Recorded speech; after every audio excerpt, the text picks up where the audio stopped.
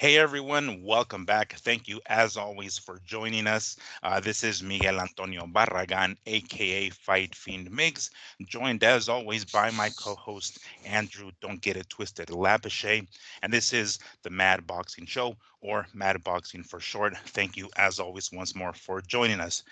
So we are one week removed from a exciting yet one-sided fight between Navarrete and Valdez that I attended. I went there in Phoenix, and it was pretty bum ass. Unfortunately, we didn't get proof for credentials, but regardless, I went. We are 1 week removed from that. I am no longer in Phoenix. I'm back in my home in Las Vegas, so nice and comfy in my room. And we got plenty to talk about. I'm sure you already heard the news already. The um upset, we can call it, of the year. I know Andrew doesn't like to make I guess what is it, countdowns or like top 10 lists, but that definitely is the count or the upset of the year, the number one. We'll get into that momentarily. Amongst other things, of course, we got next week coming up with the rematch between Tyson Fury and Alexander Usyk that we're definitely going to go into. And of course, I got the odds because I was at the casino last night, so we can talk about all that good shit because there's plenty to talk about, including that Munguia fight. But before we get into all of those details, Andrew, what's happening, dude? How you doing? Hey, how's it going, Miguel? Doing good. Sunday, on a Sunday night here. Hmm. Took a nice drive with the family. Did some Christmas shopping. Um, did some ate, and we're on our way home. We did a little different kind of shopping this time. We went for thrift stores and Hmm. trying to find more cooler things, I guess to say, to Hmm. buy. And I did good for my mom. I think my mom will like it. And then I can't say their gifts online, huh? I Maybe guess she'll you listen. can. Well, I got my daughter, my wife found her one of those what were those Barbie dolls called? The high school ones where the girls are like dead. I don't know. Are they like zombie What the heck? I don't Barbie know. What? dolls Huh? back in the day? Yeah. Ah, I forgot the name of the darn thing. Well, she found one that was still in a box, Oh and shit. so Okay. she bought that. It was new, and then I told you I seen Apex Yeah. Bloodhound still in the box. I Hmm. thought that was really cool. I bought that. So just some cool little. Oh, we got a cool little Santa. That's one thing we've done before is we went garage shopping one time during Hmm. Christmas time. I don't know if it was last year or maybe the year before that, and we were looking for new things like ornaments and things to decorate the house with. Yeah. So we found another Santa today. He was really nice. Mm. Only $10 too. It was really cool. The price on it. So we got that. So we got a What, like a Santa. porcelain one, or what is it? Yeah, it's a glass. Yeah, you could say that. It's a glass one. I don't know if it's So, porcelain. I haven't looked it up. It's is glass it, though. so is it the kind of ornaments that you hang on the tree, or you just put on No, the this will be on. fireplace? This one goes. We got some tree ones though too. Oh. There was some selling them for a quarter, so we Oh. picked up some of those, All right. and then this one goes on the shelf. This one, Okay. Santa goes on the shelf. We're gonna put them in one of our on one of our cabinet displays. We have a little city, so I Hmm. told Chris we'll put Santa in the back of it, so he's overlooking the city now. Yeah. He has a street light on him and everything, so it's cool. Do you guys like when you guys decorate your trees, do you go for like one, like, or I guess I should say a different theme, like a different color every year, or do you just use the same lights every year? And Christina probably switches it up every year. She Mm. has two trees. We have two trees now. She Oh, that's works right. with. Yeah, yeah. Yeah, so she switches it up. So we definitely like Christmas here. Yeah, no, I hear you. I mean, with two fucking trees, yeah. We kind of go back and forth. We got a dog. We have a dog. As a matter of fact, right here, I might have to let him out here momentarily. But with the year that we got him, we didn't want him to like mess around with the tree, right? So we actually found like a small like Christmas tree at like a Home Depot or some shit, but it was small. So we actually had it elevated on some like little stool or something, and it was kind of cool, right? It was kind of dope, and it was a real tree, so it gave that smell, in the living room. It's like, oh hell yeah, we got a fake one, but it's cool. I mean, I like it. It's like a spray painted white or whatever, and then we can kind of put whatever. Like it comes with lights, right? It's like pre-lit and everything, but the lights don't work. So the lights are on the damn thing. So we actually have to put extra lights on the fucking thing because the lights don't work for whatever reason. So I think next year I'm just gonna convince my folks to get ourselves a freaking an actual real tree because this one's cool and all. Don't get me wrong, and it's kind of big. It's nice, but I don't know. I kind of prefer real trees. I know it's kind of We yes. Yeah, we started that a few years ago, the fake tree one, and then my mom actually gave us hers last year. But I do like the real tree. It's the smell, right, that I miss about the real tree. You wake up at night, you smell the Christmas tree. So I do miss that part. Gotta say though, they've really outpriced themselves. It seems like I Yeah, don't know if the smell is worth $160. You know what I yeah, mean? yeah, You yeah. start looking at the tree and you're like, man, you guys know that's one of your gifts, right? Like somebody that 160, that's hitting somebody's pocket, man. Well, haven't found out which one yet. What straw you pulled straws or something, but damn, that's a lot of money. Yeah, exactly. Especially if you want like a good sized one. Hell, Yes. you can forget about that. Yes. You know, I hear you. That's And you got to sometimes. get one of the just the furry ones. What are they called? Just you can't get one that's trimmed or looks nice, Right. bro. Your Yeah. price is going there. You're 180, Hmm. 175. Yeah. And then they're like, you want us to put it on the damn like stand for you? Like, no, no, no. I'll do it myself just because I don't You're gonna want you to charge me you're, any more. you're gonna get the one with the squirrel in it. You know what I mean? Yeah. The one that's like hiding the nest and shit. It's like, oh fuck, he's got himself a nest with pine cones in this bitch. It's like, all right, we'll leave it in there. We'll be fine. Ah, geez. Well, we'll know who's not having gonna have that great of a Christmas. One, Jaime Yeesh. Munguia that we want to kick off the show talking about. For those of you who don't already know, Jaime Munguia fought last night. Saturday night in Tijuana against one Bruno. I want to get his last name right. Saras. Saras. Suras. Yeah. Um, so lost to a this Bruno Suras who was 25 and 0 undefeated with 4 knockouts, 5 now. Not only did he beat Mungia in a pretty humongous upset, but he stopped him. He knocked him out. I mean, Right. technically, I thought he beat the 10 One count, but I punch, the man. referee like stopped it. Yeah, that's on top of everything else. It wasn't like he had him staggered and then he dropped him. It was a one punch knockout. So um, that's the we granted there was some other fights on Saturday, right? Alex Rocha against Curiel, but that wasn't really the news of the weekend. It was Mungia's upset loss. We've seen this happen oftentimes with fighters who go back to their hometown or home countries, and they seem to put a little extra pressure on themselves to put a good show, and in doing so, end up looking bad. Evander Holyfield, when he first won the title, went back to Atlanta to defend his belt against Burt Cooper, and he damn near lost. He won, but he got dropped, and we were like, holy shit, Burt Cooper's going to pull off the upset. It happened with Corey Spinks. I think it was the rematch against Zab Judah. Went back to, I forget where he's from, Louisiana, I think. St. Louis. Oh, St. Louis. St. Thank you. Louis Yeah. came out dancing. Right, right. Came out Yeesh. hometown and then got friggin' plastered, right? So it happens. I don't know if that has something to do with it, but I definitely have to think that it played a major role. Um, it started off well, right? I mean, he was doing his thing, right? He dropped Surace, I want to say in the second round, right? I think it was, Yes. and with Yes. a great left hook, right, dropped him. It looked like Surace was stunned. He hit the ground, he hit the canvas. I mean, got up and was on defense most of the right. I mean, realistically, he was on defense most of the fight, right? He anytime he felt the pressure, he would just kind of turtle up, right, and the punches didn't seem to be really penetrating. Um, we've talked about Mungia's power at 168. He had it at 154. It was okay at 160. We don't know what it's like at 168 really. Yeah, he's got knockouts, but against not really like elite fighters. But he's getting the knockouts, so really his power wasn't questioned too much.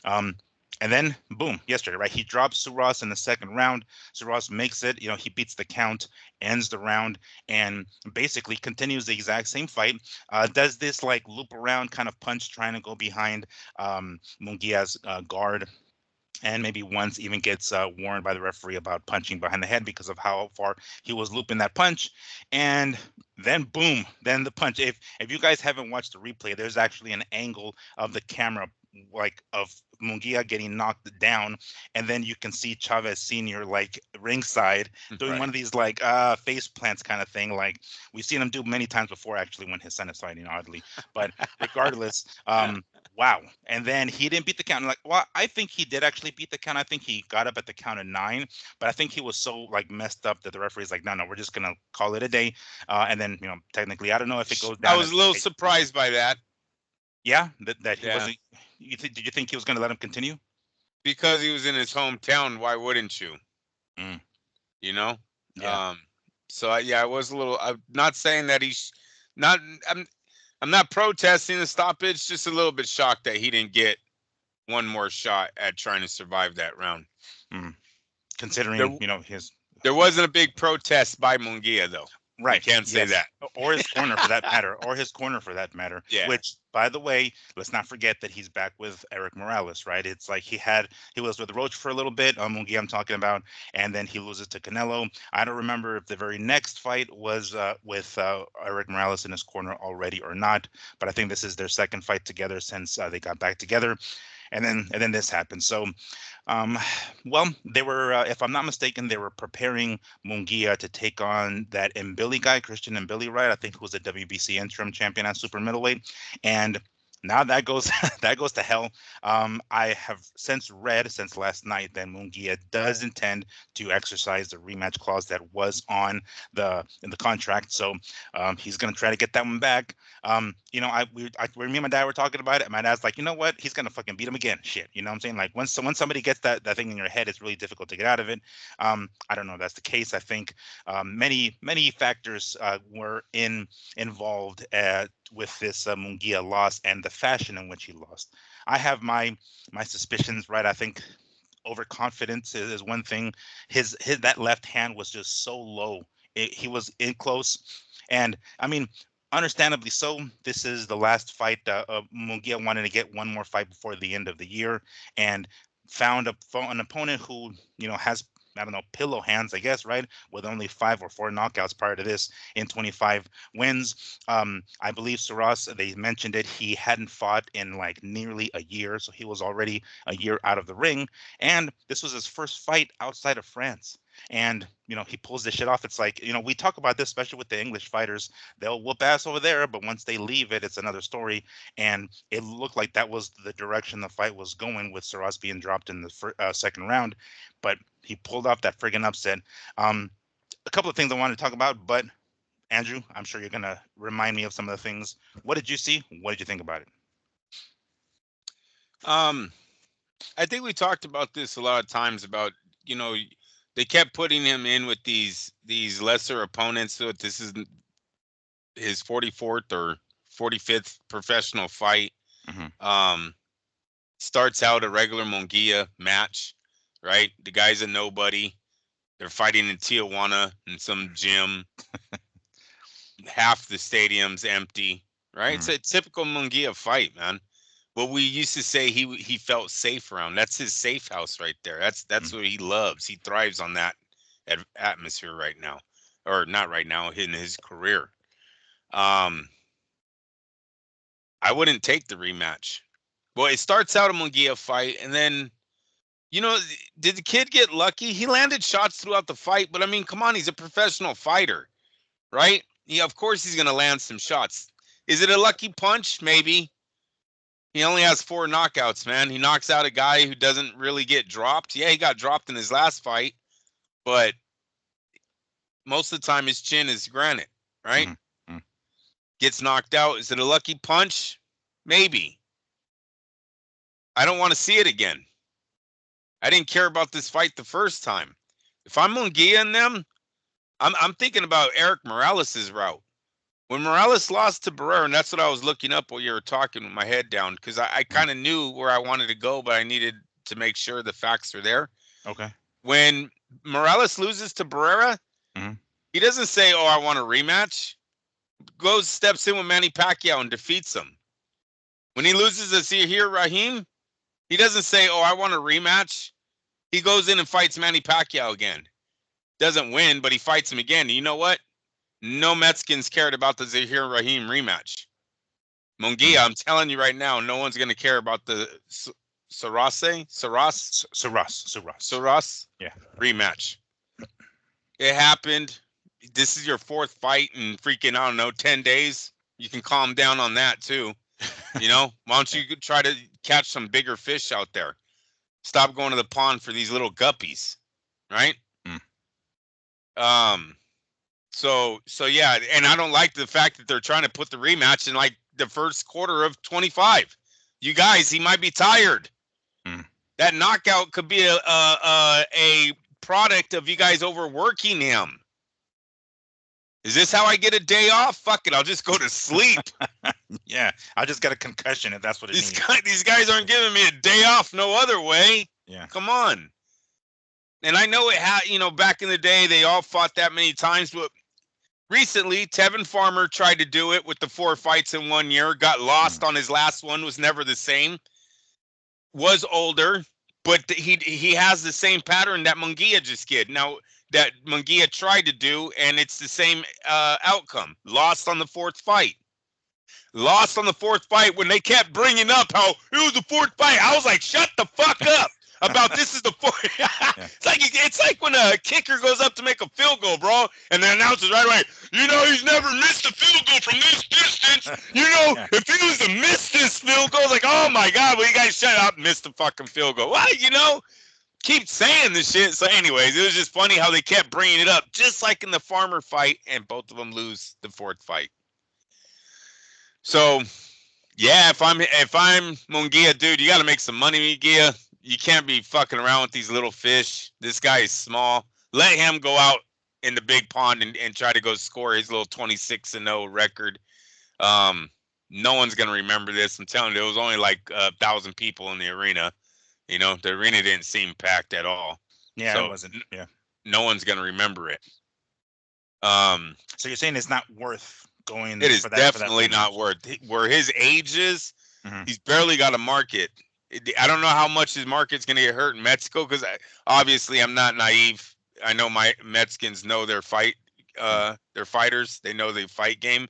So this is going to get around that Munguia got knocked the fuck out, flat out in this fight, because it's a bad knockout, Miguel. It's not one, we could talk about Lennox Lewis is probably the only guy that comes to mind that got knocked out by a single punch and was able to like come back twice from doing that. Most other men, when they get knocked out by a single punch, that's usually like, curtains for them. Their brain is a little bit, I don't know if it's mentally they're just snake bitten, or if it really is a thing where the brain gets jarred loose and now it's just a little bit more fragile, right? He's been rattled. It's been broken. So we're going to have to see him come back from that. But yeah, there was a lot of other bigger fish to fry. Man, he had a lot of other fights he could have done on pay-per-view, could have done for His Excellency. He's over here playing around in Tijuana. That wasn't even. I just don't think it was. The risk did not fit the reward. You cannot tell me that he made more than $100,000 last. I mean, no, I guess where are they making that money at? Right. No, yeah, that definitely makes sense. I guess clearly they didn't see it as a risk. They wouldn't have done it unless they thought, okay, this guy's got four KOs prior to this fight. He can't knock me out. He can't do shit. And realistically, that's what it looked like during the fight, because Munguia, being Munguia, takes shots. Right, he eats fucking shots the way he has before, but he's been able to take them. And I'm sure he anticipated that he was gonna be able to take them with a guy with only 4 KOs on his record. And for the most part, he was taking them. There was a couple of instances, a couple of uppercuts that I was like, oh shit, did those kind of like momentarily jar Munguia? I was like, oh, he's fine, he can keep going. And then, dude, that punch, a number of things. Number one, I think fighting in Tijuana probably kind of fucked him up. Again, he's got family there, he's got friends. Maybe there's an extra pressure added to you, right? It does happen to fighters, so I'm sure that probably played a role. Overconfidence. He came in just basically like, yeah, let's fucking do this. Bad he head. Already had, bad head. Yeah, yeah. Just looked like he didn't even he's comb his fucking hair, bro. Yeah, he was just like lying down taking a nap before he, put on the gloves and started warming up. And it just looked, I mean, by looking at how low that left hand was at that close range, and that punch, it landed so perfectly. It had it like towards the tip of the jaw that just made his damn head fucking spin, and sweat flew everywhere, and he fucking landed. And I saw the initial. I had actually gone out yesterday because I had some family in town, or friends of family, I should say, and they're like, yeah, let's go. I was like, all right, cool. And I was like, oh, Munguia's gonna fucking win, right? There's gonna be some fights on the zone with Rocha and Curiel. I'll watch those when I get back, whatever. And I see the highlight on my phone of Munguia dropping Surace, and I'm like, all right, cool, typical, right? I'm not gonna miss anything. And Right. then I see the highlight of him getting dropped, and I was like, oh shit, this fight's gonna be great. I didn't know that was the end of the fight. Him like not making. I was like, oh fuck, what? He got dropped, and stopped. It was a one punch knockout from a guy who doesn't, who's not a power puncher. On top of everything else, I have to assume that he came into this fight so overconfident that he was just, because mind you, he was being prepared to fight Christian and Billy down the line here, maybe in the next one. You're saying, yeah, fuck the rematch, just go out and I guess let me ask you this.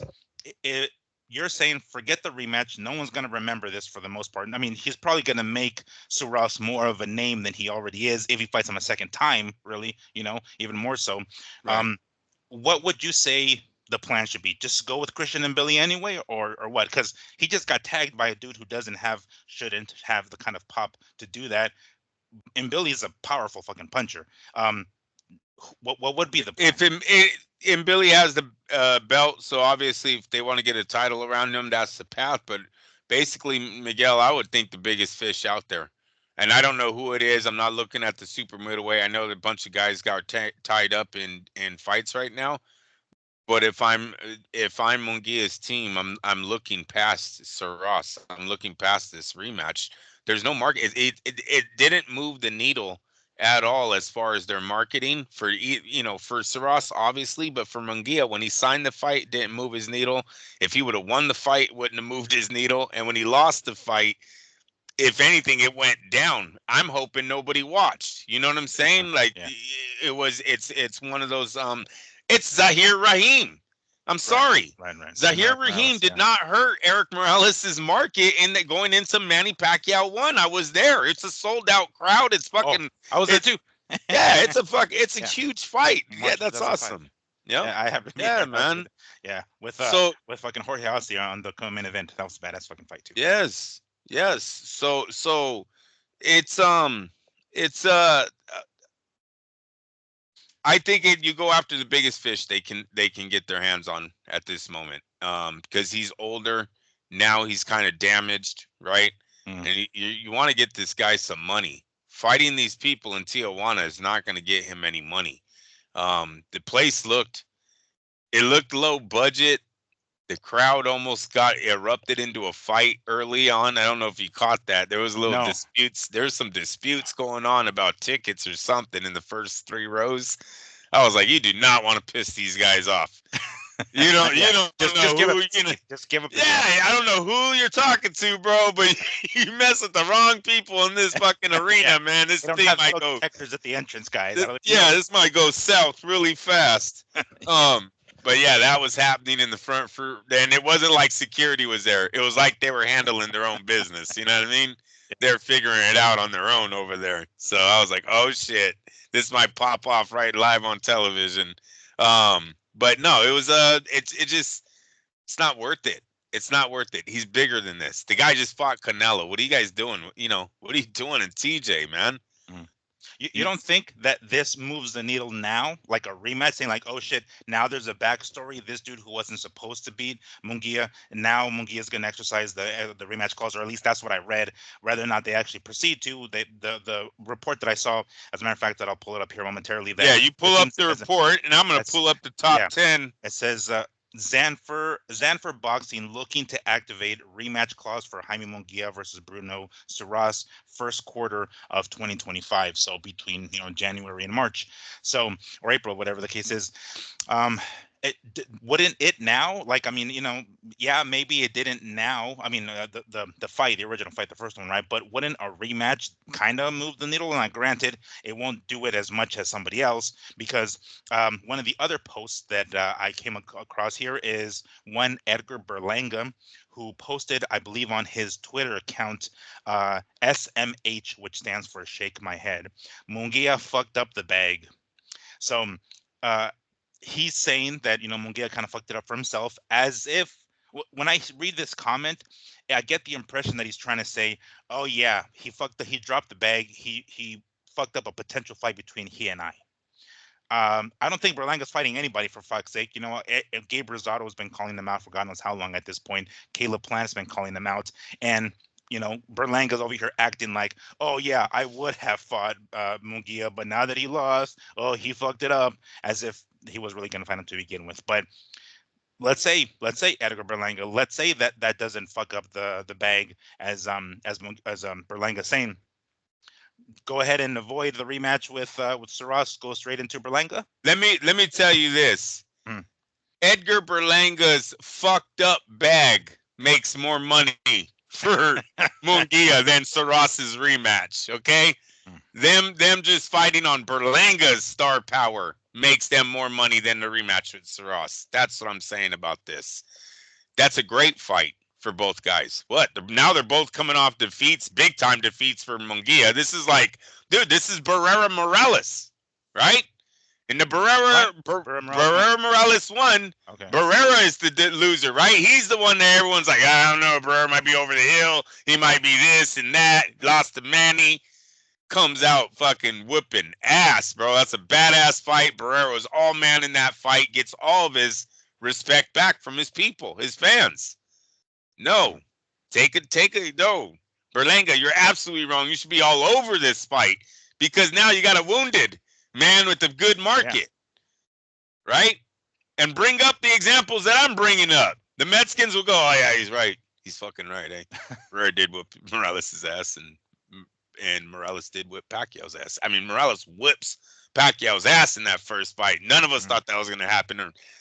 Sorry, I made a little bit of money. Sorry.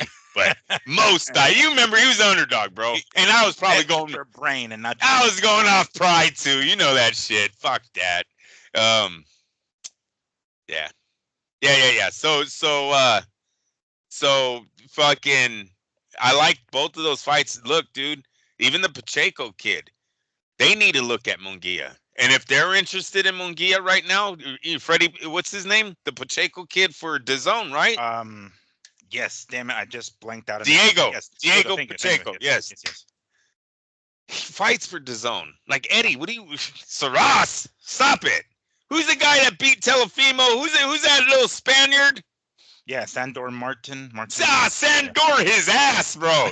Sandor his ass. Get him out of here. Get out of here. Yeah. I don't give a shit how good you look. Oh, no. So Munguia's with Top Rank now. It was on fucking ESPN. So that's a little bit of a different story. I mean, I would probably still do it anyway, but yeah, he's with Top Rank. He's with Bob now. It was on ESPN. Well, now at least throw Diego's name at Top Rank to see if they're interested in a fight. I still think that fight has more market for Munguia than a Surace. So he has options. The biggest one being Caleb. Caleb still doesn't have a fighter out there. That's another big name that they could do together. He has options. This is why I'm moving past last night. It was a fucked up situation. After you secure a big fight and you win that fight, if you want to come back to the picking some cherry picking some fighters, well, go after Surace again. Because unfortunately for Surace, I'm gonna say that it was a lucky punch. I know I'm gonna hear no luck in boxing. Yes, there is. I was gonna say that. Hey, dude, sometimes he didn't throw that the wind, dude. I'm just saying.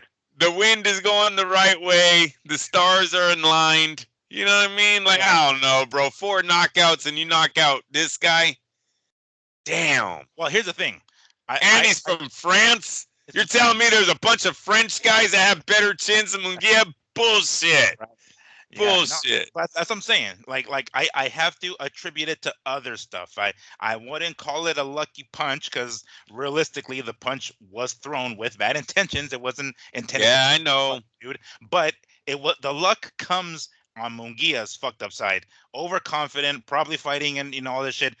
Cherry picking, that shit happens when you fucking cherry pick sometimes. So there's where Yeah.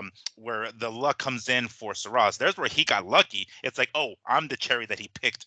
Thank you, God. That's the luck. There's where the luck comes in. From then on, it's all him. It's all him. It's like because we can. The luck part is like you taking too much credit away from Man.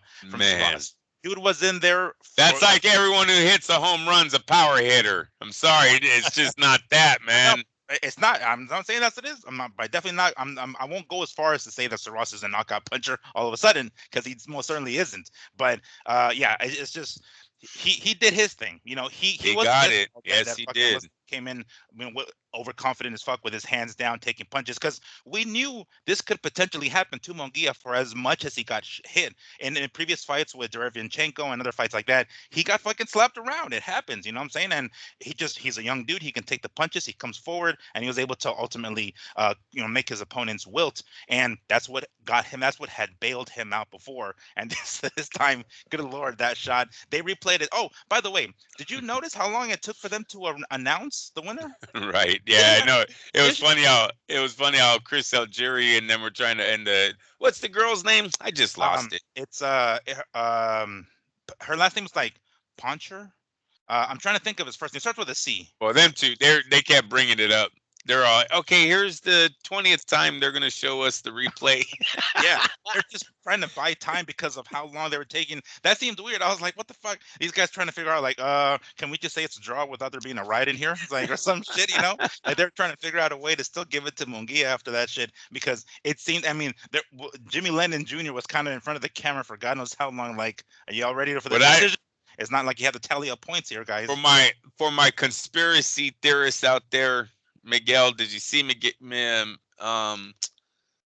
Munguia talking to someone before the 6th round starts? Talking to someone outside of the ring? Yeah, yeah. Mm-mm. Go watch the beginning of the round, you guys. He's looking outside of the ring and he's shaking his head yes to someone. Just saying, bro. That's a good Just one. saying. I hear. I found it. Christina Puncher. That's who. There It you was. go. She was There the you one. go. Her and that's how insignificant this fight was, y'all. I mean, not to make it, not to point fun at her, but it's like they didn't even have Timothy Bradley or fucking what's his name, Bernardo Osuna calling the fight. It was Chris Algieri and fucking Christina. And they Puncher. weren't there. And And they they oh, weren't that's even right. They there. weren't even. Yeah, Yeah, they weren't they were even like. there. Jesus, that's how it was. Man, it just seemed very Tyson Douglas, right? Like they weren't even were they even on It, this fight? Who the fuck knows? ESPN's like, we'll put our name on it. That's about all we're gonna do. Yeah, and it's like calling up like the list of all the commentators. Bradley, Suna, Algieri. You got anybody? Like yeah. Do you know Christina. how expensive Bob got for ESPN, bro? Let's think about this, you guys. For HBO, Las Vegas is dominating boxing, right? Everything's in Las Vegas. HBO is basically, they're flying their people to Las Vegas. Bob Arum's like, I'm going to be in Japan this week. Then we're going to Puerto Rico. Then we're going to be in the UK. Remember that one time where his airplane did, I don't know, fucking 10 million miles? Some bullshit went around the world 3 times. Like ESPN's like, what the fuck, dude? You think we're sending people with you every fucking time you decide to go get us a 100,000 views in Japan? These aren't fucking numbers that warrant free flyer miles, motherfucker. Yeah, it's like we're not just gonna give you the credit card and you just swipe away. Like yeah, I'll swipe the cameraman and his 3 family members. Yeah. That's funny. Hey, you kind of noticed that, bro. ESPN isn't really digging the fucking flying miles of Top Rank, bro. Yeah. He's like, what happened to the fucking 14 fights Manny did in Las Vegas? That's not happening again. We're not doing that anymore. Yeah, they're like, this guy's 90 somebody. Like, how the fuck is he traveling so many goddamn? Like, why does he want to be traveling all over to Japan and Brazil and Puerto Rico and all that shit? UK. He went to the UK for Fury, bro. Like, dude, no, now going to Saudi Arabia. Saudi Arabia. I'm telling you, no, I think ESPN was like, Mm. Yeah, they're ESPN was like like, we're good. that's what it was. It was like, look, we can't pay for you to go to Tijuana and Saudi Arabia, all right, Bob. So it's one or the other. It's like, all right, I'll go with the heavyweights. That's what the fight matters, right? Munguia can kiss my ass. So I was like, all right, so they're gonna go that direction. Oh, Um, well, college is adding some more teams. We think we're just pulling the whole boxing thing.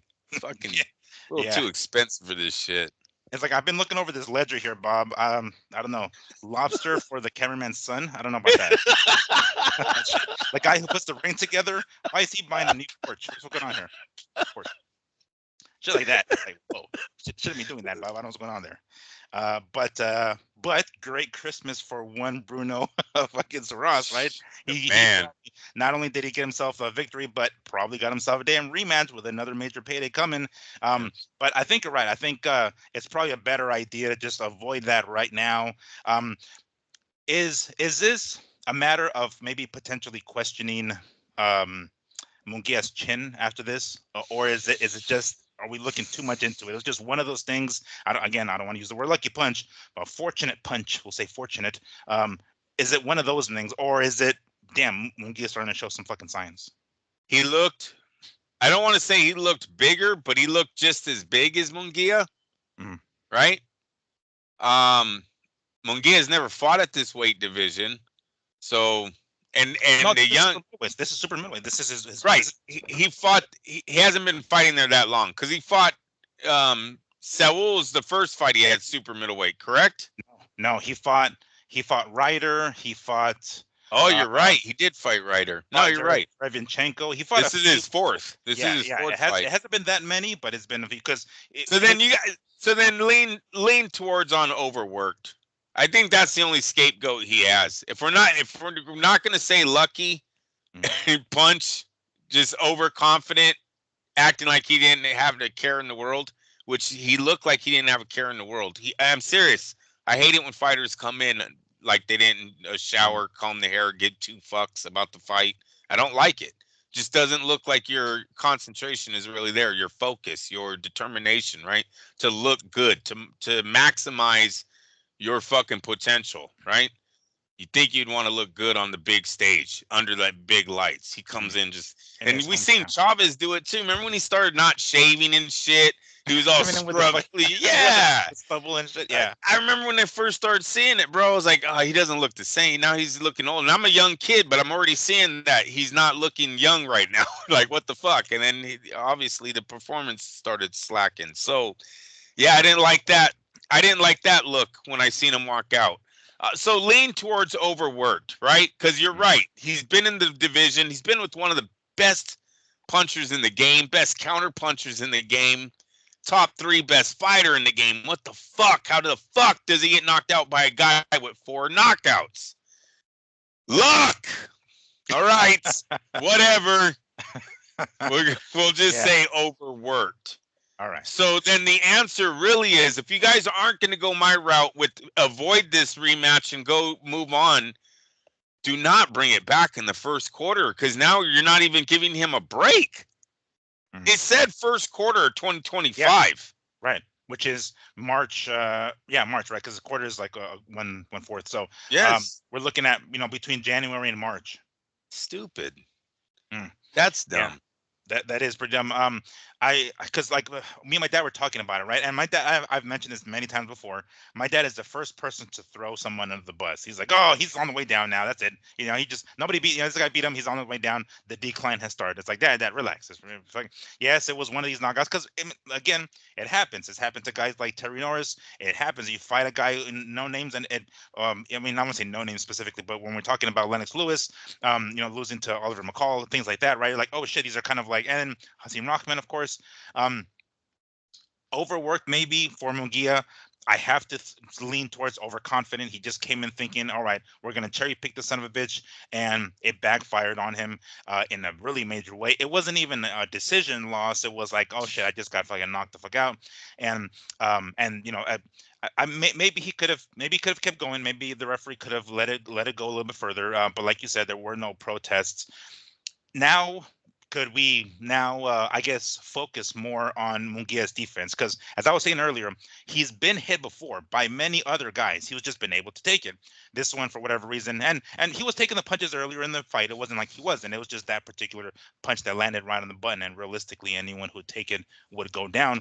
And can we like what? We've talked about it before. Is it the coach? Is it the coach that isn't giving him the right instructions, or is it the fighter, him Munguia himself, who isn't actually executing those things? Because defense has pretty much always been one of his like one of his downfalls. Really, he's been when he gets hit too damn much. And I get it. We are talking about a professional boxing fight, so it isn't like you're going to go in there and not get hit. But to be hit as much as he has been hit, and now he's paying for it because guys at super middleweight are fucking landing shots on him. It's kind of a different story. Um, Going back to the drawing board, I guess, right? Uh, is him going back to Morales, the fact that he has Morales in his corner now, um, do you think he's going to be like, yeah, I probably shouldn't have come to Morales again and probably go some other coach? I hope not, because that story is getting played out, right? That's like a guy that keeps breaking up with girlfriends and keeps telling you it's the girl, right? And we've said this before, but at a certain point, no, you got to look at yourself in the mirror, right? If you can't keep getting it done. So no, I don't think it's the fact that, look, his defensive flaws were there from the very beginning. Right. This young man has always went off of his chin, his ability to take a punch and deliver a punch. Now what we're going to find out, Miguel, is if that's starting to slack. If he's losing that ability, well, he's done as a fighter. That's it for Munguia. So he will not learn defense at this stage in his career. Nobody's saving that. Yeah, no, yeah. There's nothing you can do to save that shit. Nah, he's Once been it's doing already that the too downhill. long. Yeah. For Surace's side, obviously, maybe go after the rematch, accept the rematch if that is what Munguia and his team intend to do. But let's say, for the sake of argument, they don't. Is it worth going after somebody like Christian and Billy? Because that is who Munguia was No, supposed to be going Berlanga. for. No, he has the same hit list as Oh, I see. Munguia right now, because he's undefeated. If I'm Caleb Plant, I'm calling Surace. If I'm Berlanga, Really though, like you think? I mean, because bro, he just knocked out Munguia. Well, I don't know, but I know, but I mean, like the That's risk gonna get versus knocked out of the reward, I year. guess. Yeah. That's Oh, gonna get knocked out of the year. Yeah. Because it happened so late. Ah, yeah. That's It's so if you fresh in ever, everybody's mind.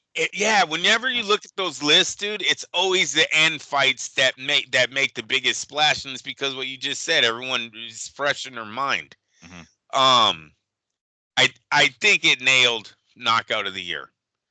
We know it got upset of the year, right? Mm. The kid's undefeated, right? That's another big positive Oh for yeah, him. that's true.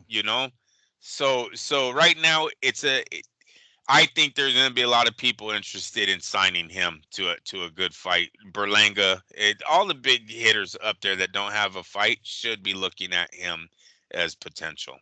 So no, if I'm Surace, I'm sitting back. I'm going to enjoy my holidays and then just see what the phone calls come in, right? Because he's kind of in the driver's seat right now.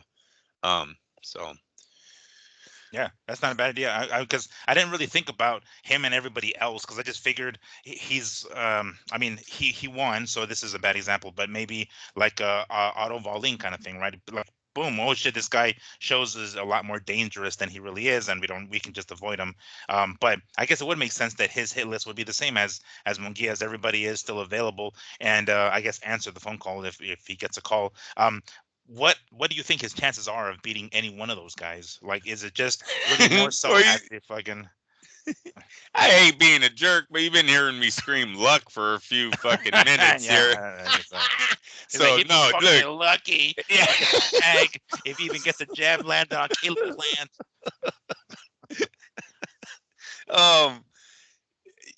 Yeah, like I said, I can't say his power's there.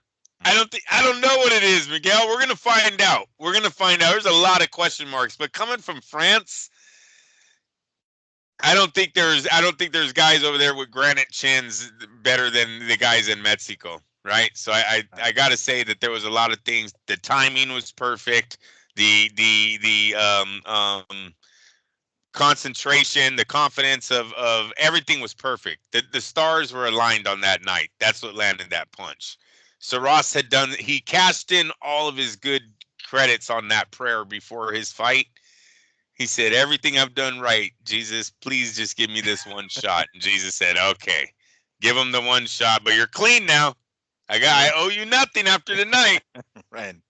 Yeah, it's like, you know what's gonna happen now, right? You're gonna get some top motherfuckers who might beat your ass. I'm just saying. Like, if this is really what you want, then I guess I can give you this Christmas wish You've been a miracle on good guy. 34th Street.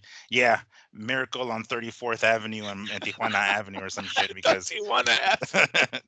on Tijuana Street in Mexico. Yeah, that. So wow. All right. Well, that was quite the interesting card, and it did seem kind of weird that the fight started late, huh? It was like really late. Yes, I Started thought 11. dude. I asked my son because we got home and he turns it on, and it's like the co-main event still, right? And I go, Junior, did you restart the undercard, or is this the live card? He goes, oh no, some. And Christina goes, no, he just turned on ESPN Plus and turned it on. And I was like, holy smokes, there's no way it's still going. Then when that fight ended, they started playing all the main event video. I couldn't believe it was like 9. I want to say 9:30, if not past 9:30, when that main event started. It's kind of it was very late. Mm. So interesting development with that fight. Hopefully, Munguia, he can let go of that. Oh yeah, we're anticipating. Oh yeah, we're gonna hear Oscar be like, "This is what happens when you leave." Golden Boy, Munguia. I haven't actually read anything Yeah. online yet. I haven't seen any posts from Oscar. I mean, not that I look necessarily, but I don't think I've seen him talk about this yet, at least, because it has been roughly 24 hours at this point, and I don't think Oscar He's has said probably. anything yet. I think Oscar's still trying to read the contract to see if Munguia is still under contract with him, Yeah. or if the one with Top Rank is legit. He's like, I don't. The lawyers are telling me he's not mine, but I know somewhere in this fucking paper he's still Yeah. mine. He's like Eric Gomez, come on, get your ass in here. It's Read like, this for me, please. Like, all just fucking just yailed out. Dude hasn't slept in like 3 fucking days. yeah. Eric's like, Oscar, they told us already, dude, he's gone. This is his second fucking fight. This is fight 2. Yeah. Oscar's like, no, it's here somewhere. It's here somewhere. I swear it's here somewhere. Hey, you ever remember Boogie Nights? Is that the word, Boogie Nights, the movie? Yeah, with Mark Wahlberg. Yeah, the guy in the underwear throwing firecrackers in the living room. That's Oscar looking over Munguia's contract. Fucking Eric Gomez is on the couch like, this guy. Like, how many times do I got to tell you, Oscar? Jesus Christ. All right. Well, speaking of Oscar and contracts, let's talk about this most recent development of one Ryan Garcia, who apparently injures his wrist in training. Oh, And his exhibition fight in Japan has been postponed. At least that's what it seems. At least, let's go ahead and read this news release. Right, December 15th. So just happened, right? Boxing superstar King Ryan Garcia has injured his wrist in training camp, temporarily postponing his much anticipated, not really, exhibition showdown against Japanese kickboxer Rukia Anpo, if I can pronounce that right. His last name is Anpo, A-N-P-O. It's a lot easier. I'm just going to call him that. That was set to take place on Monday, December 30th in Tokyo, Japan, in an event presented by Ryzen and FanMio. The event will be rescheduled for a date early in 2025. Now, is this a matter of really him getting injured, or is it a matter of Oscar still cock blocking, saying, no, dude, you can't go on until I give you the green light? So Ryan's like, God damn it. Okay, tell him I injured my wrist. Let's buy some more time. What do you make of this? He said, how am I supposed to stop it? And Oscar said, I don't give a fuck how you stop it. You're just stopping it. And that's the plan they came up with. Yeah, I mean, look, it's not a good look for Ryan, right? All that laughing and, you guys said I could do it. They said you could do it. Doesn't mean you can go negotiate it. There's a difference there. Remember, we talked about that on the show. Ryan needed to put word for word what Eric Gomez said. Did he say you can do it? Meaning, yeah, we like to fight. Let's look into it. Send us the contract. Or did he say, oh, hey, Ryan, if you guys want to go handle that on your own, go ahead. We're proud of you. Fuck out of here. So The next time that press conference is announced, you're going to see Golden Boy Promotions probably on the banner behind it. And Hmm. that's what's funny is, was Oscar and them that mad that they're like, no, we want a whole press conference announcing Golden Boy Promotions behind this thing, right? Like, it was Hmm. that, is that why they want it canceled and because they're obviously gonna have to do a new press conference to give us the new date. So Hmm.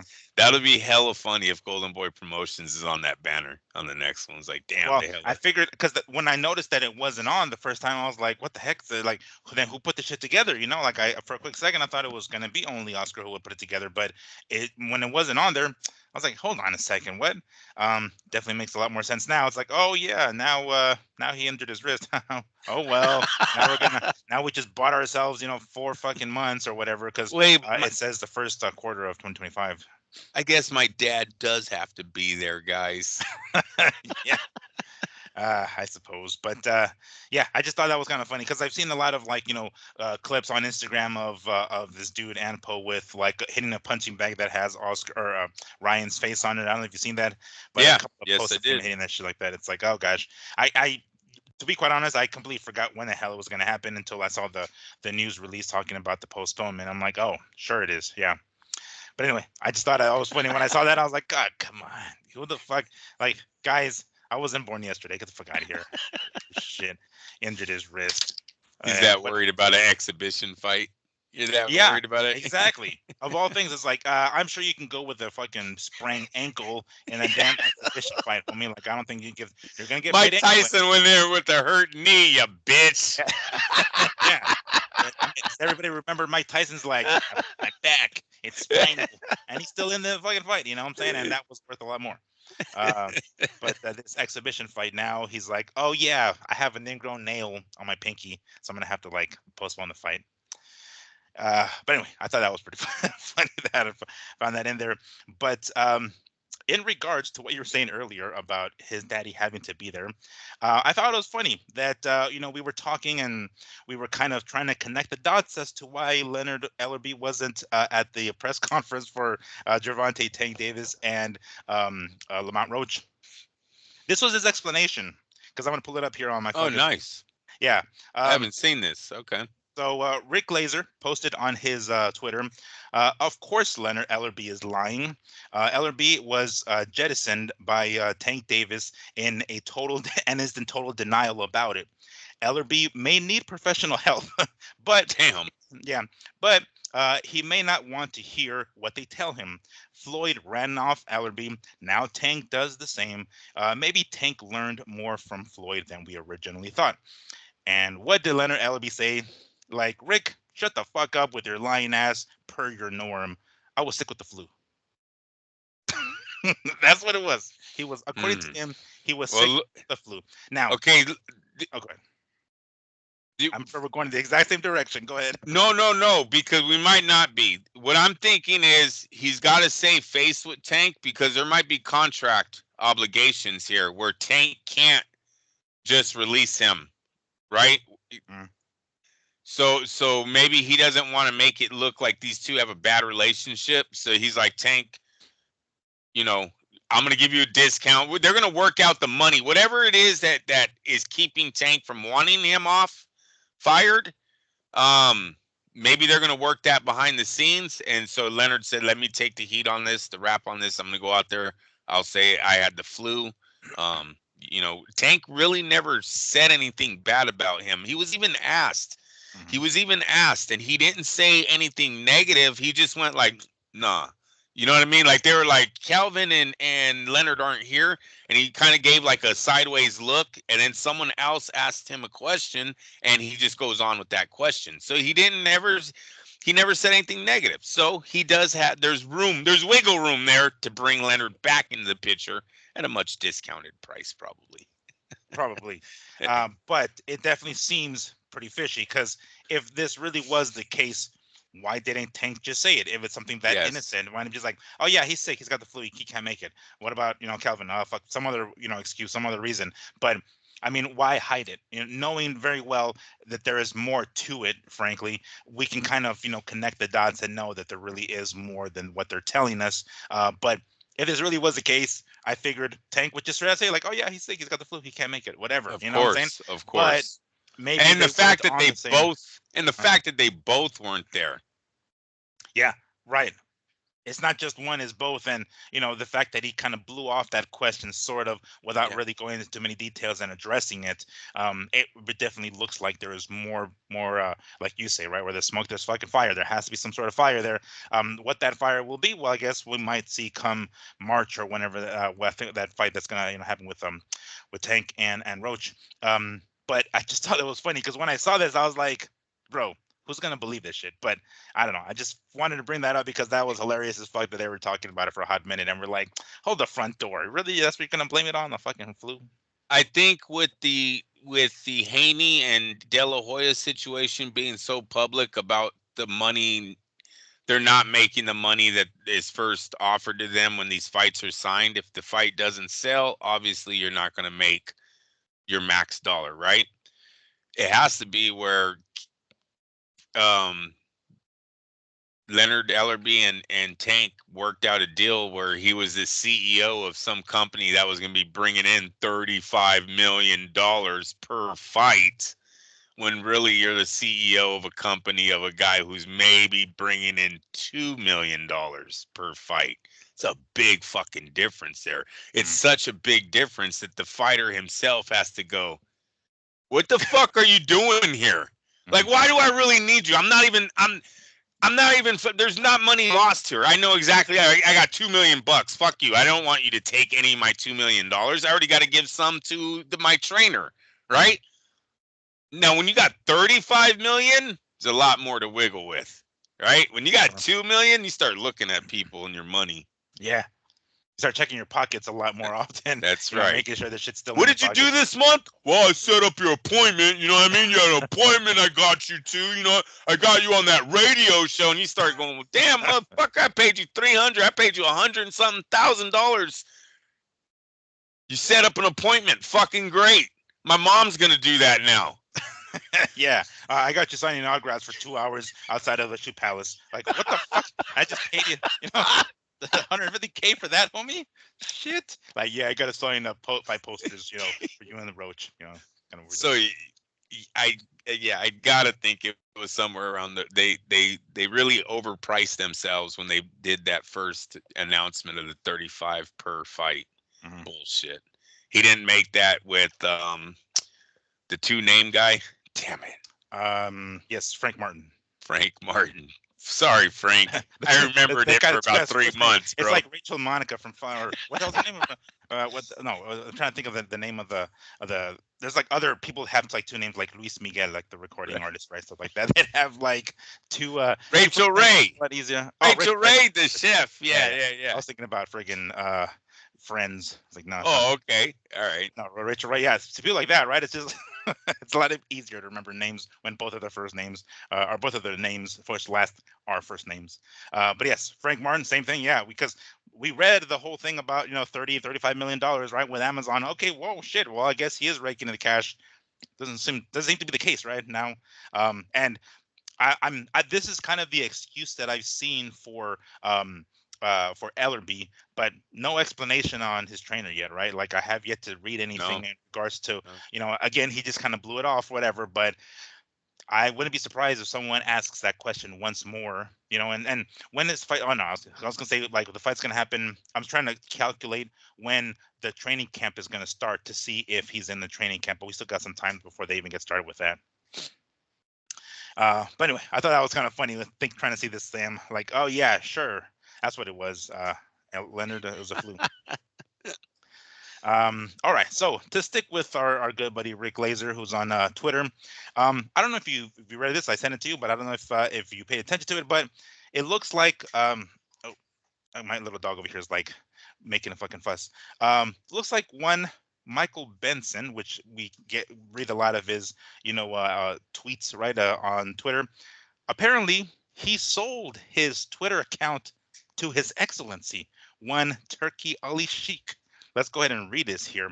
Um, Boxer reporter Michael Benson has sold his Twitter account to Turkey Al Sheikh. There you go. I was pronounced that name wrong.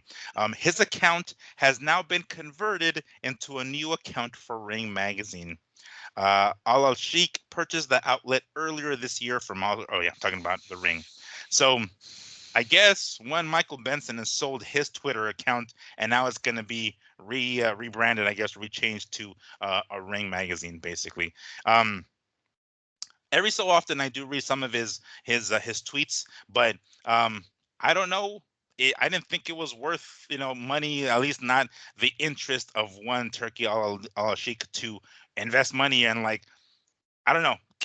Is I mean, I guess the point of that is to kind of uh, buy not just the account but also the followers they're already That's following. what I it guess, was. right? Yeah. Instead of just starting. But was it that much to begin with? Like, I mean, we know who Michael Benson is, right? We know we're familiar with who he is, and I've read his tweets here before. But like, damn, that much really? Like to have the He's artist. been on Uh,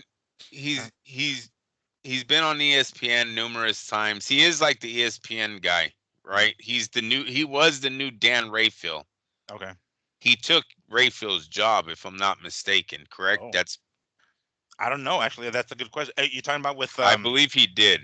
I believe oh, when Rayfield gets let go, it's Benson. He's more camera friendly. Sorry, not trying to be a dick. We know where Lee would go with this with this right. topic, but Michael Benson's a little bit more camera friendly. As soon as he started getting the views or the hits on his social media, they probably were like, all right, it's time to make a move.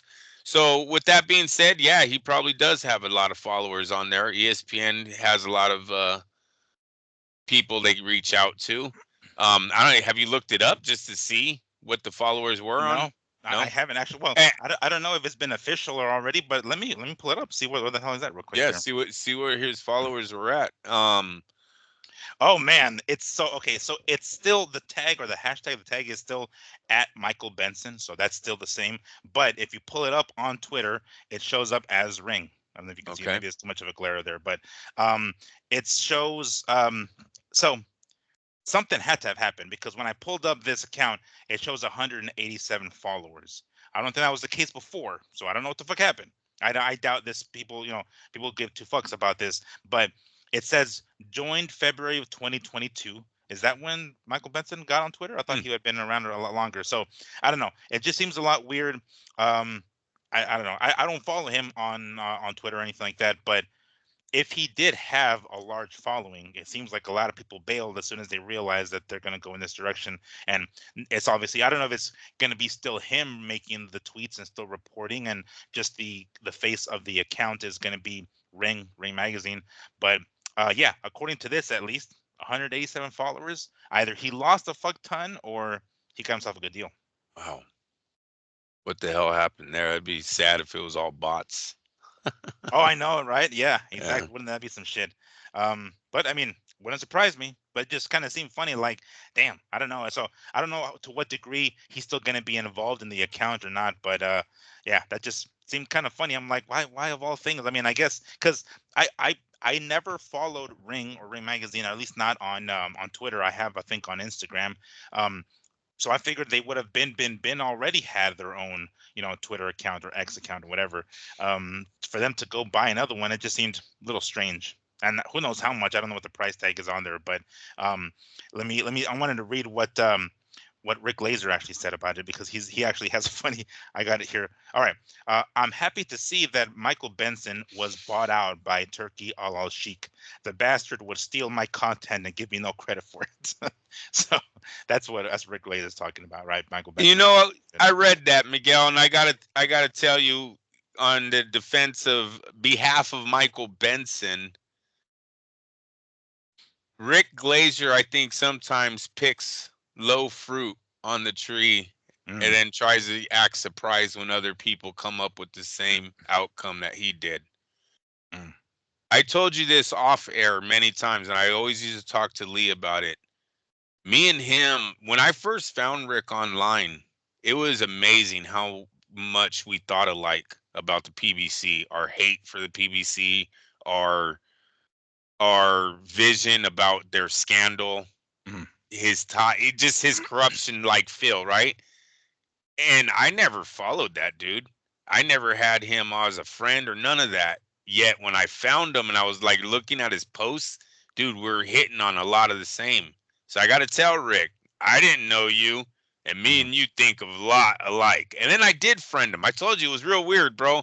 I did friend him, and then all of a sudden he unfriended me, and I don't know why. And I thought it was the same reason because he was, maybe once a Fight Net Radio heard how much I hated fucking Al Heyman. It was like, this Yeah. guy's just taking my shit and fucking run. But it was never on my kids. It was Mhm. weird. I told you it was fucking weird when I first found his Rick Glazier. I was like, man, me and this guy think a lot. I like this dude. He fucking hates Al Heyman. I hate Yeah. Al Heyman, but it's so I gotta say maybe Mike Benson was taking his stuff and PBC was really easy to look to. I mean, fucking Lee had it as a Ponzi scheme on week 1, Right. and it kind of turned out to be exactly that. What he had all that money in that investment portfolio, and once that dried up, the PVC has been fucking just floating there, waiting to die for someone just to put them out of their misery since that money dried up. So it was always really easy to see through the PVC. What is it called? Their platform or Smoke and however. mirrors, I Yeah, guess. it was really easy to see through them. It was really easy to see Al Heyman, his similarities to a Don King, right? Okay. Hmm. So Rick, you might not have been the only guy that was seeing that stuff. I do like his insight on, my guys telling me this, my guys telling me that. I could add that in front of my thoughts if you Yeah. want to. And I'm Right. going to hit on like 80% of them, man. Hmm. I don't have a guy. Yeah. Right. I mean, nobody knows that. You can Nobody pretend like knows you know. that. Yeah, exactly. My guy. Yeah. All you're Like I doing got. is, all I'm doing is watching interviews, looking at body language, right? Shit Yeah. like And connecting the dots, pretty much. Tank Tank Davis's shrug off of questions, right? You read shit like that and put it together. And then 3 weeks down the line, when you hear, oh yeah, they were mad at each other. That was my inside guy, Yeah. you know. And yeah, my inside guy saw Jaime Munguia talking to somebody before the 6th round. So Hey, it seems a I'm little. telling you, Yeah. Miguel. He I'm even gonna look for shakes it his now. head. Yeah. He's like, Hey, okay, hey, yeah, it's bro. Oh, I'm gonna look it up. I'm gonna have to find it. It's like, all right. Well, we sometimes the sports gets us jaded, man. This sport gets us jaded. Sometimes we look into this shit like, hold the front door. Why the fuck? I mean, just what I was seeing last week with gosh, I'm trying to remember who the fuck it was, what but were the odds, man? And right now, you guys, do you know how bad sports has it with gambling in America? It's so bad that Congress is looking to put a cap on sports gambling. Have you heard about this? They're actually going to no. take this. Yeah, they're going to vote on it, bro. Like if America already has a gambling problem. Look, the bill is total bullshit. They want to limit a person's wagers online. Like if the government feels you're wagering too much and you Yeah. don't really have the funds, they're going to stop the bet. Oh shit. Okay. Wow. Yeah, exactly, Miguel. Like you shouldn't listen. You gotta be responsible for your own actions, right? Right. If a person wants to buy crack cocaine, yeah, we all know it's wrong, but it's his right or it's his decision at the end of the day, right? So Hmm. you don't say no. We want the government to watch everybody, and if they're buying crack, the government should just come arrest them. Well, I know that might be a bad example, but it's sort of like the same thing for gambling. Well, because we've got stories right now of people selling their homes and betting on FanDuel. All right, so it's a bad look FanDuel has right now when someone sells a $2 million house and loses it all on your website. And the wife is like, you guys sent him fucking discounts every day to bet. Or, you know what I mean? They're Yeah. sending him emails every 2 minutes. So whatever. They got a bad look. But that's what's going on right now. Gambling has taken over the sports world. It happened in Europe in soccer. It happened in Asia in soccer. Right now in America, sports. We've seen it in baseball. They're getting popped fixing games. We've seen it in NBA basketball. Guys are getting popped fixing games. We've seen it in NFL football. They have already they've already kicked off. I want to say over 4 players, I think, indefinitely from the league because of fucking ties to gambling. Jaime Munguia looked to the side and he said, "Yes, I just want to know what the odds were for round Yeah. 6. I just want to know what the odds Yeah. were for Munguia." Munguia might have been like, "I'm tired of these motherfuckers putting me in these fucking TJ fucking auditoriums, Yeah. these These gyms fucking that high I'm school gyms high and shit school gyms." Yes, with basketball you're nets. Like had to fucking lift up. Uh, I wouldn't be surprised. That wouldn't surprise me. But I mean, I haven't seen that. I will say, a couple of weeks ago and it's all for with Liam. jokes. I'm joking, people. You Yeah, know that. it's a joke. A few weekends ago with Liam Parra losing to Richardson Hitchens and seeing like Richardson Hitchens and his guy, his trainer, fucking like pissed off at one another. It seemed like they were just kind of upset. I was like, what the hell is this about? And see, when you see shit like that, when you've been around long enough to kind of see stuff like that, you're like, hold on, something's amiss here because they should be fucking celebrating, not like There this was exact. one time a fighter was pleading with his guy. Oh, what fight was it? Like a trainer with his guy or what? Yeah, he's pleading with them not to quit, and they all said he had the over or some shit. He said he would go over Oh, the jeez. yeah, so he's just fucking pleading with this dude to Wasn't get wasn't over. Andrew Galata, was it? No, it Last wasn't time when he Teddy won the Atlas. fucking No, no, it wasn't Atlas. Who the fuck was it? I forgot who the hell it was. That or was Duva was Duva but it his might have been trainer. Yeah, it might have been. I don't remember, but No, like this is he was more of trying an to fight him, like, forgot. obscure trainer. He's Oh, like a okay. foreigner, one of the foreign fighters, where he's guys like slap. No, don't you quit, don't you quit. It's like, damn, bro, like the dude's bleeding from every part of his body, and they're like, oh, he's got the fucking over. He's got the over. Yeah, He even bet the whole train. He said he was gonna go 10 with the champ. Here we go. even the doctor was like who this guy's like he can't see. He had a good eye. Fighter had one tear dropping.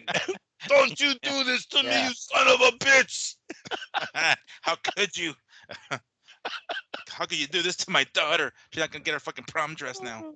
Uh, Dude, I told you I was in Reno one time. True story, you guys. I know I've told Fight Net Radio. I'll tell Mad Boxing because it was fucking crazy. The rumor that was going around Fight Week about Ponce de Leon was taking on Ray Batista. I want to say his name was. He's a Filipino kid, undefeated. This is the moment. oh, I remember this fight. This is the Manny Pacquiao just is running the world right now, right? So the Philippines are heavy in Las Vegas, and the government put how much million? It was a few million, I think 2 million on the kid, and they had to split up the bet. The casino wouldn't take it as a straight bet, so they had to break up the bet to place it on Batista against Ponce. And they announced to the to whatever city that the kid was from, if he wins this fight, we're gonna pave all your streets. Are gonna get paved if he wins. And so the fight happens, and Ponce knocks him out either in the first round. It's like it's either round 1 or 2, bro. But it's not a long fight at all. It's ugly, fast. Yeah, I remember that. He ends up like flying flat faced, like face down. I remember that shit. Yeah. Oh, and then God. they announced, no, you don't get streets. They bet all the money they bet was they were like trying to bubble in Vegas, and they're gonna go home and pave the streets. Poor guy. Yeah, that was a real rumor going around and then when it happened, it was like, that sucks. That sucks. I remember that, and I remember who was the Mexican fighter he fought? He fought at in the junior middleweights. He used to have like the skin disorder where half of his face. Do you remember Rubio? Marco Antonio Rubio. Yeah, that's great knowledge, bro. Good shit. They call him Veneno, the Venom. Yes. Yeah. I remember he's one of the few guys that Chavez Jr. actually legitimately beat. So I remember that. So I remember him at a fight, and a tequila company signed him. It was his first fight. They had him under a new promotional company, so they're all excited. They're getting money. Promotional company was there. Everyone in the media room was like, Rubio? It was just weird. It's a weird signing. You know what I mean? Because they're announcing it. And he was fighting Kofi Jackson or some African dude. Gets knocked out in 1 round. I was like, oh, that's the worst investment ever. Yeah. I didn't even see the tequila guy in the room after the fight. Didn't Yeah. even see them there. I mean, They were all there right, the whole they week. just tossed that paperwork and left. Shits. Uh, good for Yeah. Investments gone wrong, bro, in boxing. right. I'm gonna seriously pull up this fucking fight here with Munguia now and see what the hell's going on with that shit. Because I don't know what the odds were legitimately. I mean, who the fuck Yeah, even have man. prop, bro? Because I mean, and we'll talk about it momentarily with like Fury and Usyk because I do have props for prop bets for that. But for a fight like Munguia and who the hell knows what the hell if they had Especially prop bets where for it's that. located. Come on. We know that's the Right. heaviest spot, That's the killing zone. That's like a bad place right now. I'm surprised they even put a fight there. Mhm. Um, I'm not trying to talk shit. That's just what they, No, that's what that's it what they is. say Dude, about TJ. I've been to Tite many times, like because I have a house. Well, I don't say my house, but my folks have a house down there. My grandma Right. was, dude, we'll be chilling in a fucking restaurant, and some dudes on a like military, someone, and someone, literally like four guys on a truck with fucking like whatever rifles they Like the use. movies. Yeah, Yeah. just What I like just see in the driving down the movies. street, like I'm like, what the fuck is this all of a sudden? Like I don't know what the hell happened. We're just like, all right, just keep mind your business, keep eating at the fucking restaurant. We're just not seeing shit, but yeah, we see that shit all the I time. remember when they put you guys on lockdown. Remember, I got a hold of you, Yes, bro. that's right. Yeah. I was like, Miguel, you guys, is this real? Yeah, man. This fuck. That Hey. I was so, yeah, So stuck I down. seen the head nod, bro. That's all I'm saying. I seen the head nod. Yeah, we can read between the lines. I don't know if you all know that. We can do that. Oh, wait. My inside guy. Oh, that I got yeah. sources, and TJ called me last night, dude. My unnamed source that's going to remain unnamed for his own safety or her own His own safety. safety. Yeah. It's her own security. Maybe it's a woman. I don't know. Maybe it's a her. Oh, did you Uh, see that? Hey, did you hear that? There's two Americans that got caught, killed over there. They tried to make it seem like it was a tourist thing, and then all of a sudden they're like, "Oh wait, no, the woman was the mayor's sister." So now they think it was a a hit. targeted hit. Oh shit! No, no, I Yeah, didn't hear that. I guess Damn. they were. In Mexico or in Tijuana in Yeah. particular? No, Oh, no, this was like it was somewhere else. oh, Guadalajara, I think it was, but don't hold me to that. gotcha. But yeah, she was the mayor's sister, they're finding out. No, I'm sure there's going to be a lot more details Yeah. released shortly after that. Uh, all right. Well, some recent fight announcements, or I guess one in particular that I wanted to bring up because this weight division and in and around it has been pretty popping. One, Keyshawn Davis is now being set up for a title shot against, if I can pronounce his first name right, either Denys or Denys Berinchyk. If that name sounds familiar, Berinchyk is a guy who handed Vaquero Navarrete his recent loss. His When Navarrete moved up to 135 to give it a go at 135 for the WBO title, and didn't go his way, and Berinchyk completely said, "No, motherfucker, this is my weight class. You go back down to 130." And sure enough, that's exactly what Navarrete did. So. We talked about Keyshawn Davis quite a lot, and he fought recently. He was one of the guys who went back to his own hometown. I think Norfolk, Virginia, I think is what it is, and he put on a great performance. Right, great fight. That was, if you remember, his opponent who was like 6 pounds heavier. I forgot what the fuck it was. It was like some outrageous number. I forgot what the exact number it was, but regardless, Keyshawn still took the fight and ended up whooping the dude's ass in a few rounds. So definitely put quite a performance. And then, if you recall, after that fight in the ring, Davis straight up called out the other Davis, Gervonta. He's like, Gervonta, knock knock. I'm coming. I'm coming for you. Of course, no answer there. We know that Davis is, I should say, Gervonta is going to be taking on Lamont Roach later on in 2025. But now we have ourselves Keyshawn Davis going after the WBO lightweight champion in Denys Berinchyk. I'll take it. That's not bad. Like they think he's ready for a title shot. With the most recent fight ending the way it has. Is this too soon? Is it basically looking at Berinchyk the way maybe Navarrete and his team looked at it as like, oh yeah, we can take this fucking Ukrainian motherfucker. I think he's Ukrainian. Do you think that are they pushing him too soon? Is it too soon for Davis, or do you think it's right on time? If you go off Davis's timetable, it's right on time. He's ready, right? Mm, He looked ready in his last fight, so I'm not going to disagree. Look, the opponent's ranked under him right now in the top 10 on BoxRec.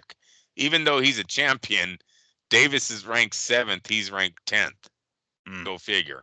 So on BoxRec, Davis is doing nothing but collecting a title here. So when you look at it from that angle, all the other title holders in the division are ranked over Keyshawn Davis. So this is a fight. If you go off of just that, this fight is at the right time. He's collecting a title. He's beating an undefeated fighter, and now he gets to move in with the big fish with his belt, who wants to unify, who wants to get this thing going. So it's probably a good time to take this fight with him. Mm.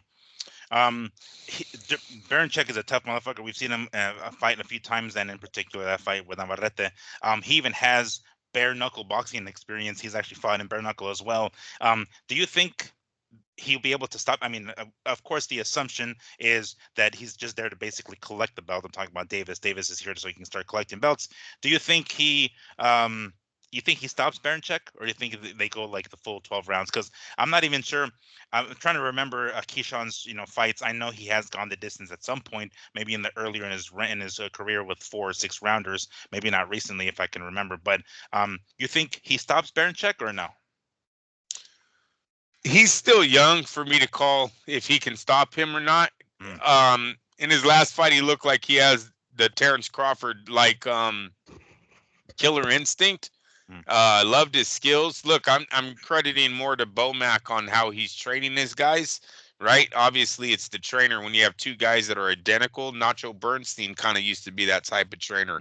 A lot of his fighters that came out of his gym looked exactly the same. So it was more the trainer. Well, that's where I'm leaning with Bomac right now, that he's the Nacho Bernstein of America. And in that sense, Keyshawn, yeah, he definitely has the ability to stop people because his trainer gives game plans to put that on you. Bomac don't go for points.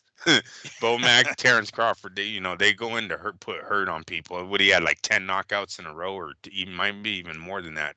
Terrence Crawford. So yeah, Keyshawn looks like he has that killer instinct in him too, which is probably just a great game plan from the trainer. Yeah, that makes sense. So the fight's taking place February 14th in New York. I don't think they've mentioned where specifically, or New York City. Oh, it's in New York City. So it's New York City, because I was thinking maybe like another part of New York or something. But apparently it's going to be New York City. From what I'm reading here, it looks like it was Mike Coppinger who did initially report it. Coppinger. Yes. Isn't he the one with ESPN? We might have had that wrong. Oh, that might be, yes. Yeah, that's Coppinger is the one with. Yeah. So Benson. So forget all that we're talking about right now. No, but Coppinger is the guy who was ESPN. I have to look that. Yeah, I'm gonna have to go look that back up, man. Damn it, the hell! You just said that name, and light bulb went boop. Hey, dumbass. That's funny. But apparently this fight is set to take place February 14th, which I believe is a Friday, if I'm not mistaken. I want to say it's actually, well, I think it's Valentine's Day. Oh, great. A day of love. We're going to get a fucking feast of two dudes going at it in New York. Chances are, I mean, of course I could be wrong, but I don't think they're going to do it in Madison Square Garden, but rather that theater that's off to the side. That's I forget what the name of it. They've changed the name a few times, but basically it's like the theater at Madison Square Garden, and I suspect that might be where they're actually going to have it, because other places like I don't know if it counts. I mean, if we're talking about New York, Brooklyn, I think is where they have Barclays Center. I think that's too big of an arena to go with something like this. I'm not sure if they do that. They would most likely have I would say they have a packed house, so they do it at the theater at Madison Square Garden. So it looks like that's the direction they're going to go. It appears as though Keyshawn's going to end up collecting a belt. Do you think now that, or I mean, mind you, we're probably jumping the gun quite a bit, but let's say he goes and he beats Berinchyk, right, and he has himself a championship belt. That will give him a little bit more maybe leverage or bargaining power, because it's February. March, I want to say, is when Gervonta and Lamont Roach are going to fight. So go collect the belt, have a little bit more leverage to potentially have a fight with Gervonta Davis in the future, you think? He gets a belt. Gervonta, yes, is on the radar, but that division's so hot right now. I mean, you can put him in line to fight any of the guys, right? Shakur Stevenson is there, right? Mm. Um, Lomachenko is there. I Yeah, think Cepeda, we those guys. yeah, Cepeda's there.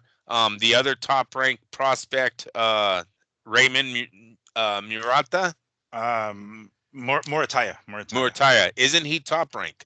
He has top rank. Yes. So that's another title defense. Like that's something Top Rank could work with, right? This kid's undefeated. You have the WBO title. It looks good for ESPN boxing now. Boom, this Mm. fight gets made. So his options just go through the roof.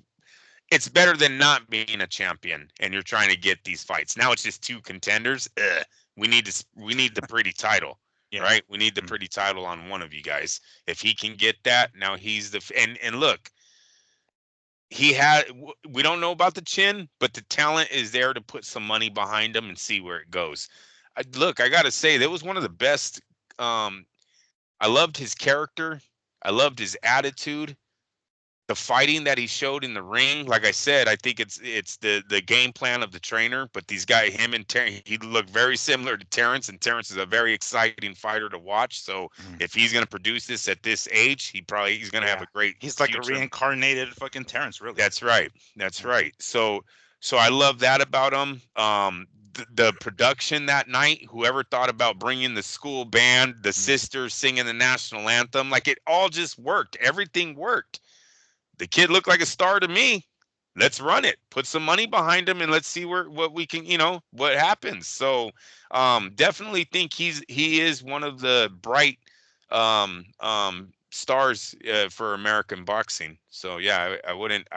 This is a perfect fight right now, and then it Mm. puts him in line with ESPN to now start working. You know, look at the mirror. That the first one I think of is Raymond as a title defense. I'll Mm. get his last name, Murtai. Morataya. Morataya. And it's in, Murataya.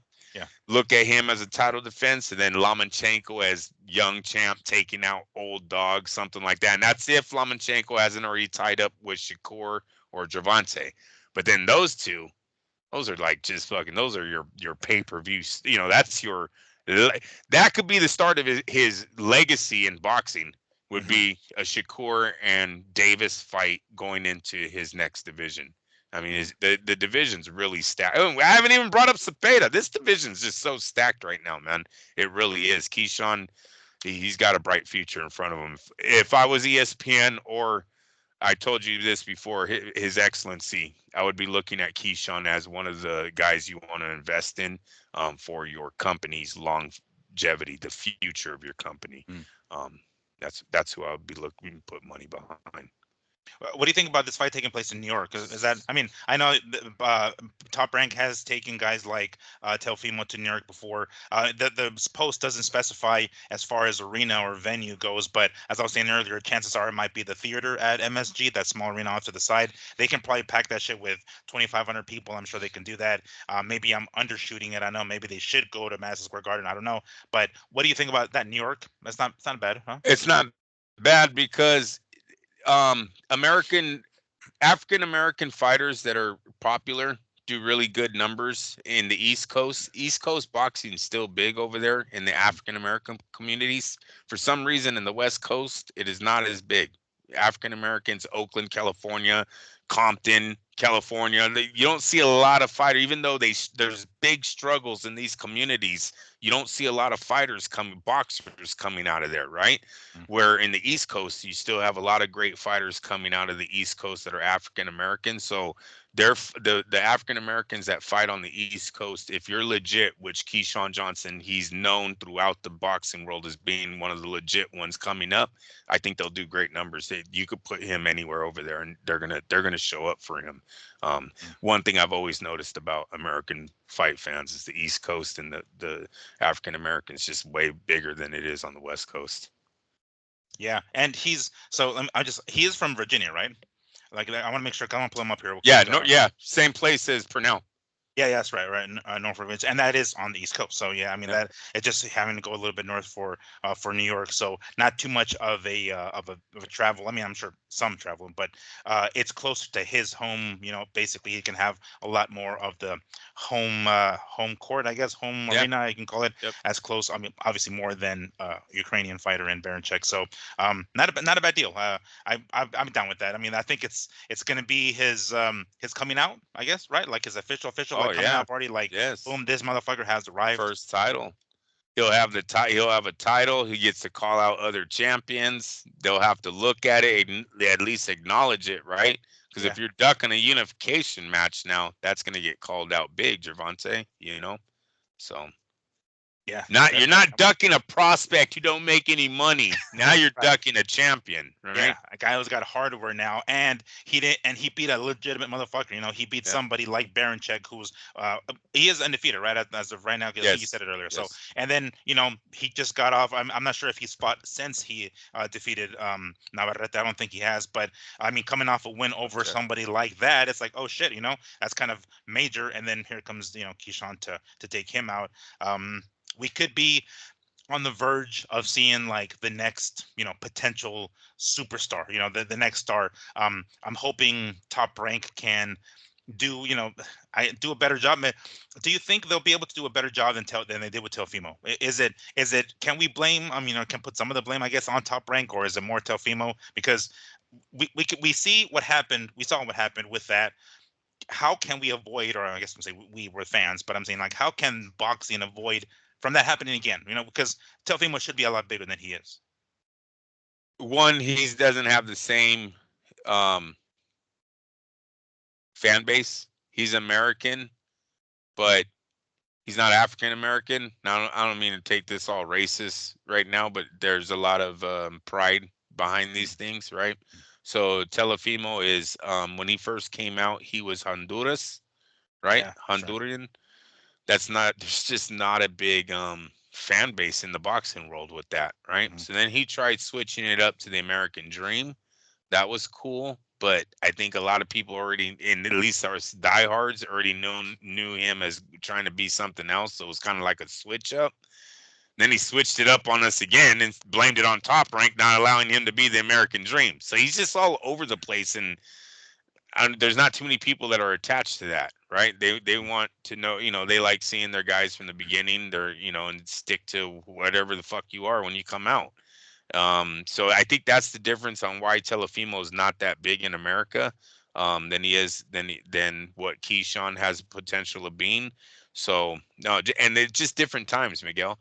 We have Top Rank working with His Excellency now. Now he's sending Mhm, over the Inoue is now signed with mhm. Turkey Ali Sheik. Tyson Fury's fighting on there in 7 days. These are his two biggest names, man. This is Top Rank's biggest dogs, and he's sending them there. So that's something Terrence Crawford never had. If Terrence Crawford had Mr. Ali Sheik in boxing, he would have fought all those guys at welterweight. Dude, you know, on the welterweight. Matter of fact, the welterweights wouldn't have been that good because Terrence Crawford would have You fucking would have mopped wiped the floor out. with all of Yeah, he would have wiped out all those dudes in 1 year, probably. Like Danny Garcia and Sean Porter get taken out in the same year. That is not hard. That's over with in the same year. And so You so mean he would beat Keith Thurman, really? so yeah, yeah. But that would have been a totally different story Mm. if Rihad's season was kicked off back then. So I think we're in a different time now. So that's going to benefit all the fighters. Look, like we've been saying for a few weeks here, we are a year away potentially of having all major promotional companies fighting under one freaking banner. Mm. Never happened before. You could say HBO was sort of like that, but HBO didn't reach out to Eddie Hearn and to Matchroom. Who's the old man with Matchroom? And I don't mean that disrespectfully. Who's the guy that runs Tyson Fury? Not Eddie Hearn, Oh, but Frank Warren. Warren. Yeah, Frank Warren. Yes. No disrespect calling him an old man. You know what I meant by that. Yeah, the older Um, gentleman. yeah, the older there you go. So Frank Warren, I don't think HBO worked with them as much as Ali Sheik is. Remember we were saying they're so close to Saudi Arabia, man. that's really a lot of the European guys are going to benefit from Rihad's season being over there because they're exciting fighters. He might fall the cruiserweight guy being one of them. He's going to get a big shot here that he never would have gotten on HBO. He just wouldn't have, right? So it's a different time right now. Boxing's in a better place with this man being involved in the sense that we're going to see better fights, but. And I hope the butt isn't bigger than the better fights. then Sir Mix-a-Lot. Yes, but we're gonna have to travel 17 hours to see most of them now. Mm-hmm. Right? We're gonna have to be under strict rules, guys. Yeah. Rules that we're not used to. Miguel, we used to get A-balls from the fucking taxi guy. Yeah. You know what I mean? Like to get discounts to the club because of we used to be taxi cab. Used to be drunk at 4 a.m. talking about, I don't have to be up until 1. Leave me alone. It's just not going to be that way over there, right? You got to play the rules. It's a lot strict. There's going to be a lot of growing pains for a lot of sports fans, boxing fans, when we go over to Saudi Arabia, and new rules, you know. And then I got to say, you got to think of how many are actually going to do it. I would love to do it. Might probably really will, but will I be there over 40 fucking times like I've been to Vegas to watch fights? Yeah. Never in my life. No. Never will I be at Saudi Arabia that many times. Yeah. So that's what sucks, right? So to throw myself a little softball here, that's one of the reasons I decided to bring up Teofimo Lopez. Hopefully, that doesn't happen with what we saw with Teofimo and Top Rank doesn't happen between Keyshawn. But one, Oscar De La Hoya decided to post here on his Instagram, and this was just a few days ago. Can I clear something out? Oh, yeah, sure. I said I meant like other boxing guy. I'm going to be sleeping on the couch tonight. We didn't buy shit from the taxi cab guy. It's just hypothetically speaking. Yeah, I'm just saying. Yeah, I just know what happens over there. Yes. I've heard from a friend. That's all I'm saying. This is what I hear. I not speaking from personal experience. I don't still have the business card in my wallet somewhere. I promise. Number. I know, right? Exactly. It's like I don't have the QR code that brings me to. But when Oscar De La Hoya decided to tweet, it was on Twitter, I should say, Ryan Garcia versus Teofimo Lopez makes all the sense, and he put sense spelled like dollars and cents, right? It makes all the sense if they want to make dollars. So obviously that's a double meaning, sense as in it makes sense, and sense as in like dollars and cents. So that's the reason I wanted to bring up actually Teofimo. All right, well, it's a nice idea in theory. Whether or not we can actually get paper to pen is another story. Andrew, what are the chances that we're actually going to get something like this? If we're already having problems with, we've been having problems between Oscar and Ryan, especially most recently with that exhibition in Japan. Really, we're going to get this fight? I mean, Oscar's behind it. Cool. I guess that means that we have to get Ryan behind it, I suppose. He actually tagged both fighters in this comment here. So, yeah, I don't know. What are the chances, do you think, that this fight, and we'll say, I don't know, mid to late 2025, I guess we can say, what are the chances of that actually happening? Ryan Garcia versus Lopez. This would be Ryan Garcia's first fight back, or is this, does Oscar clarify what fight this is? Yeah, the tweet just had that. It just says makes all the sense, and if they want to make dollars.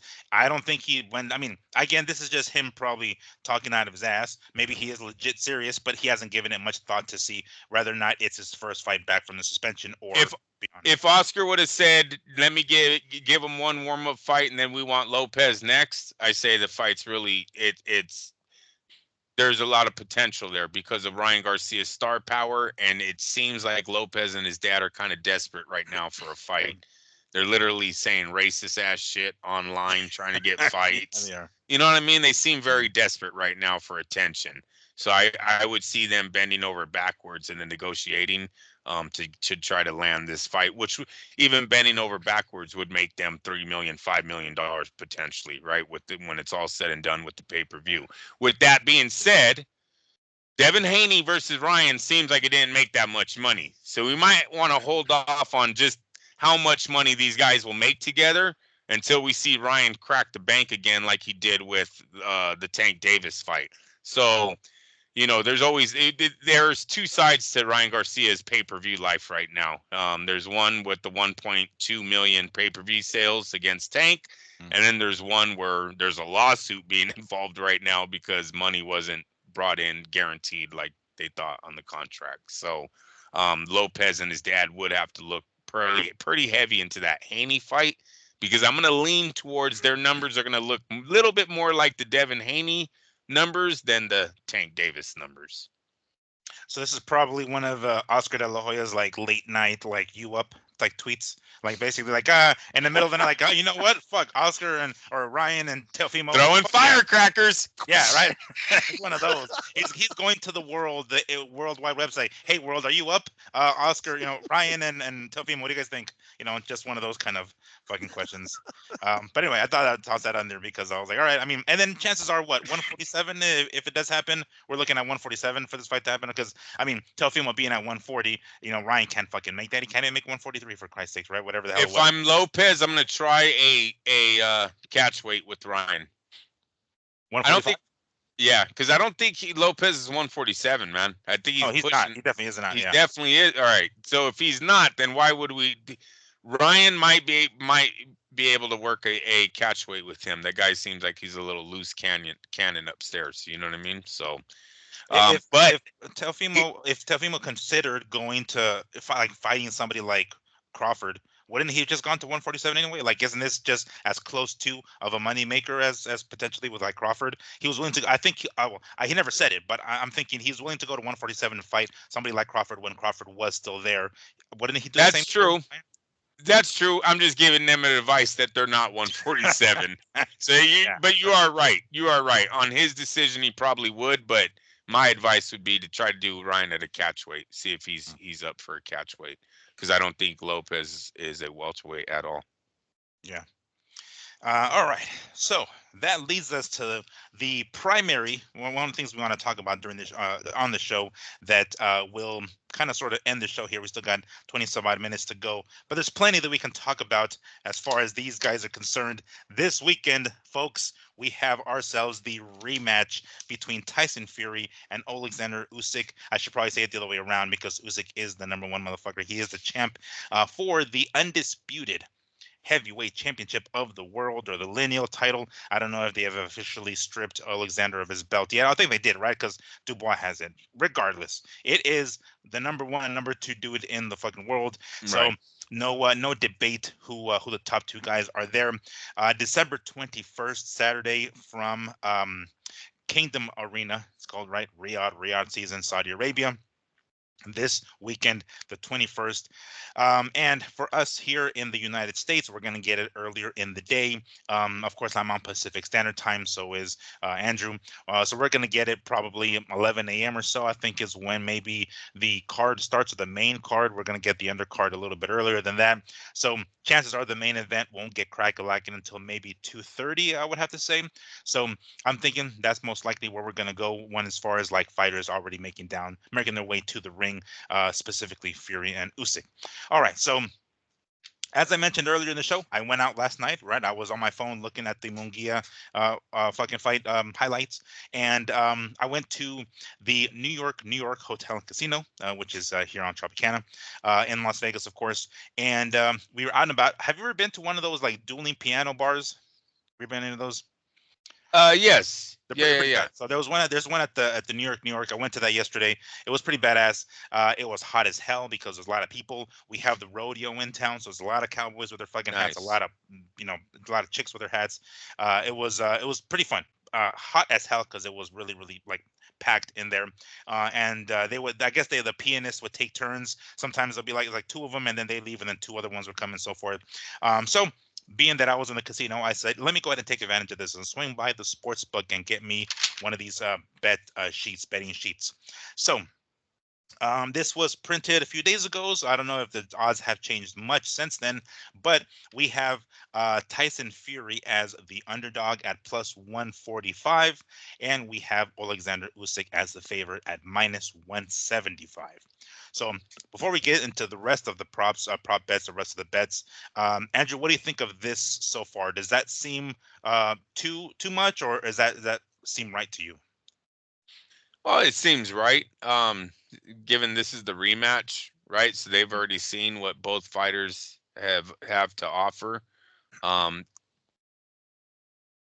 the rematch usually plays out the same way. Doesn't mean it's always the same outcome, but the same fight, right? Hmm. Is kind of like, say for this example, in the first fight going into, I want to say, round 7, Tyson Fury is probably winning this fight hands down. Especially in rounds 5 and 6, he's really putting it on Usyk in those rounds. And and then Usyk in round 8 or 9 is when the thing turns. Is it round 8 where he almost? Damn, I It's don't remember right offhand, yeah, but 8 or 9 is when he almost drops, or he does drop him. The ropes hold him up. They give right, him the right. It's standing eight. considered a knockdown Yeah, regardless. Yeah. yeah, because I think it's round 9. Because in round 8 he hurts him at the end of the round. That's Mhm. when it turns. Yeah, Usyk lands a great punch at the end of round 8, and then round 9 is when he drops him. Um, if Tyson Fury stays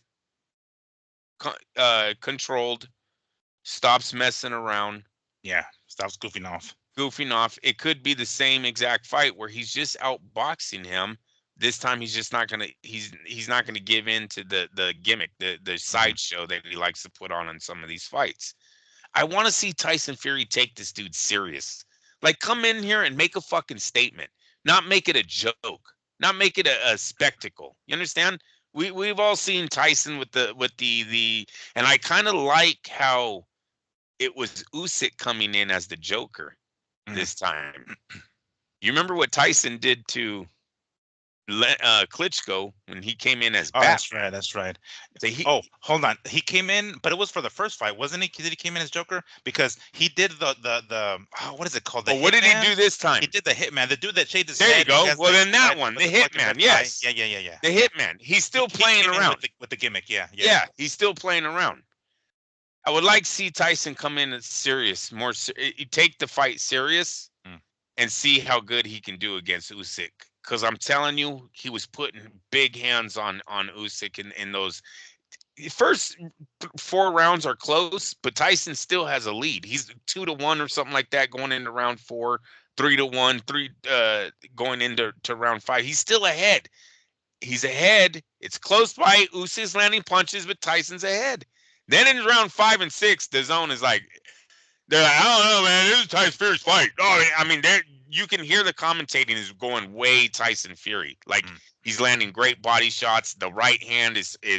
I think I want to say he hurt Usyk in one of those rounds. Yes. They even It talk might have about been an Usyk. uppercut. I think in the Yeah, being hurt. Mhm. So um and so yeah, it could be the same fight, different outcome. Um, I like the odds. I think Usyk deserves to be the favorite because he did take all that punishment and come back. One thing Usyk showed in that first fight was that he took all that punishment and kept landing his little shots, right? Mhm. He stood like Tyson allowed him to stay in the fight, never Mhm. totally dominated it, and it finally paid off. One of those times he got his hands down doing this Yeah. shit, and finally he gets caught with a big fucking punch, and it changes the whole world. Um, so yeah, Usyk, he's gonna be there again. Remember, didn't he tell him, "I'm not leaving"? Or what did he say? "I'm not gonna leave you alone." What was the thing he told him in the press conference? "I'll be in your face for 12 rounds" or something like that. And he Mm. literally did it. He literally never Yeah. stopped coming forward on him. You know what I mean? So, Yeah, I like which is Usyk. kind of weird considering the bigger guy is Fury, right? And Yeah. it's usually the other way around. It's like how often is the little guy the one marching forward? And it's not working for him. Let's Hmm. be honest. Hmm. The game plan isn't a good game plan in the beginning for Usyk. But then the punch lands. He hurts him. Tyson's terrible at rebounding, or I don't know how you put Tyson's chin, because I guess he's great at at coming back from knockdowns, but I don't know. It's just he's easily hurt. I don't know how you explain his chin, right? Because Well, I guess sort of like Munguia. Like Munguia was taking punches throughout his career, and he finally paid for it. He's, Tyson gets knocked down. There's gonna be a point where he's not gonna get up. He yeah, gets hit and get dropped that many times. At some point, he's probably not gonna fucking beat the count. That's for the best way, because I mean, good enough of a chin, or I should say, the chin not so much, but maybe the recovery. The recovery part is where that's the part where he's like, oh shit, it really kicks in, and he can recover and continue with the fight. The chin, he's been dropped, 7 times. yeah, 9 times. Yeah. I think it's 9 times. They said when Usyk drops him, they say the total. That's his eighth time or something being dropped. I was like, oh my god! Remember, that's when the next day we're like, bro, that's what's gonna hold him back from being an all-time great. You can't be dropped fucking 9 times in your career and then tell me you're gonna go 12 with all the greatest that ever put on the gloves. It's just, and one of them, remember you're on. One of them was a cruiserweight. Yeah, remember Steve the one? Cunningham. Steve Cunningham. Yeah, Cunningham. Steve Cunningham. Yeah, that motherfucker was dropped him. cruiserweight, which is kind of funny. There wasn't another cruiserweight in Usyk, but yeah, and it was like an overhand right. He was backing up with his hands fucking down. When it goes down. Shit, I mean, again, he comes back, he wins. Obviously, he stops Cunningham, but it's like, hold on, who the fuck? How's the cruiserweight, taking you down? So looking at some of the other odds here, we're looking at, let's see here, whether or not the fight will go the distance.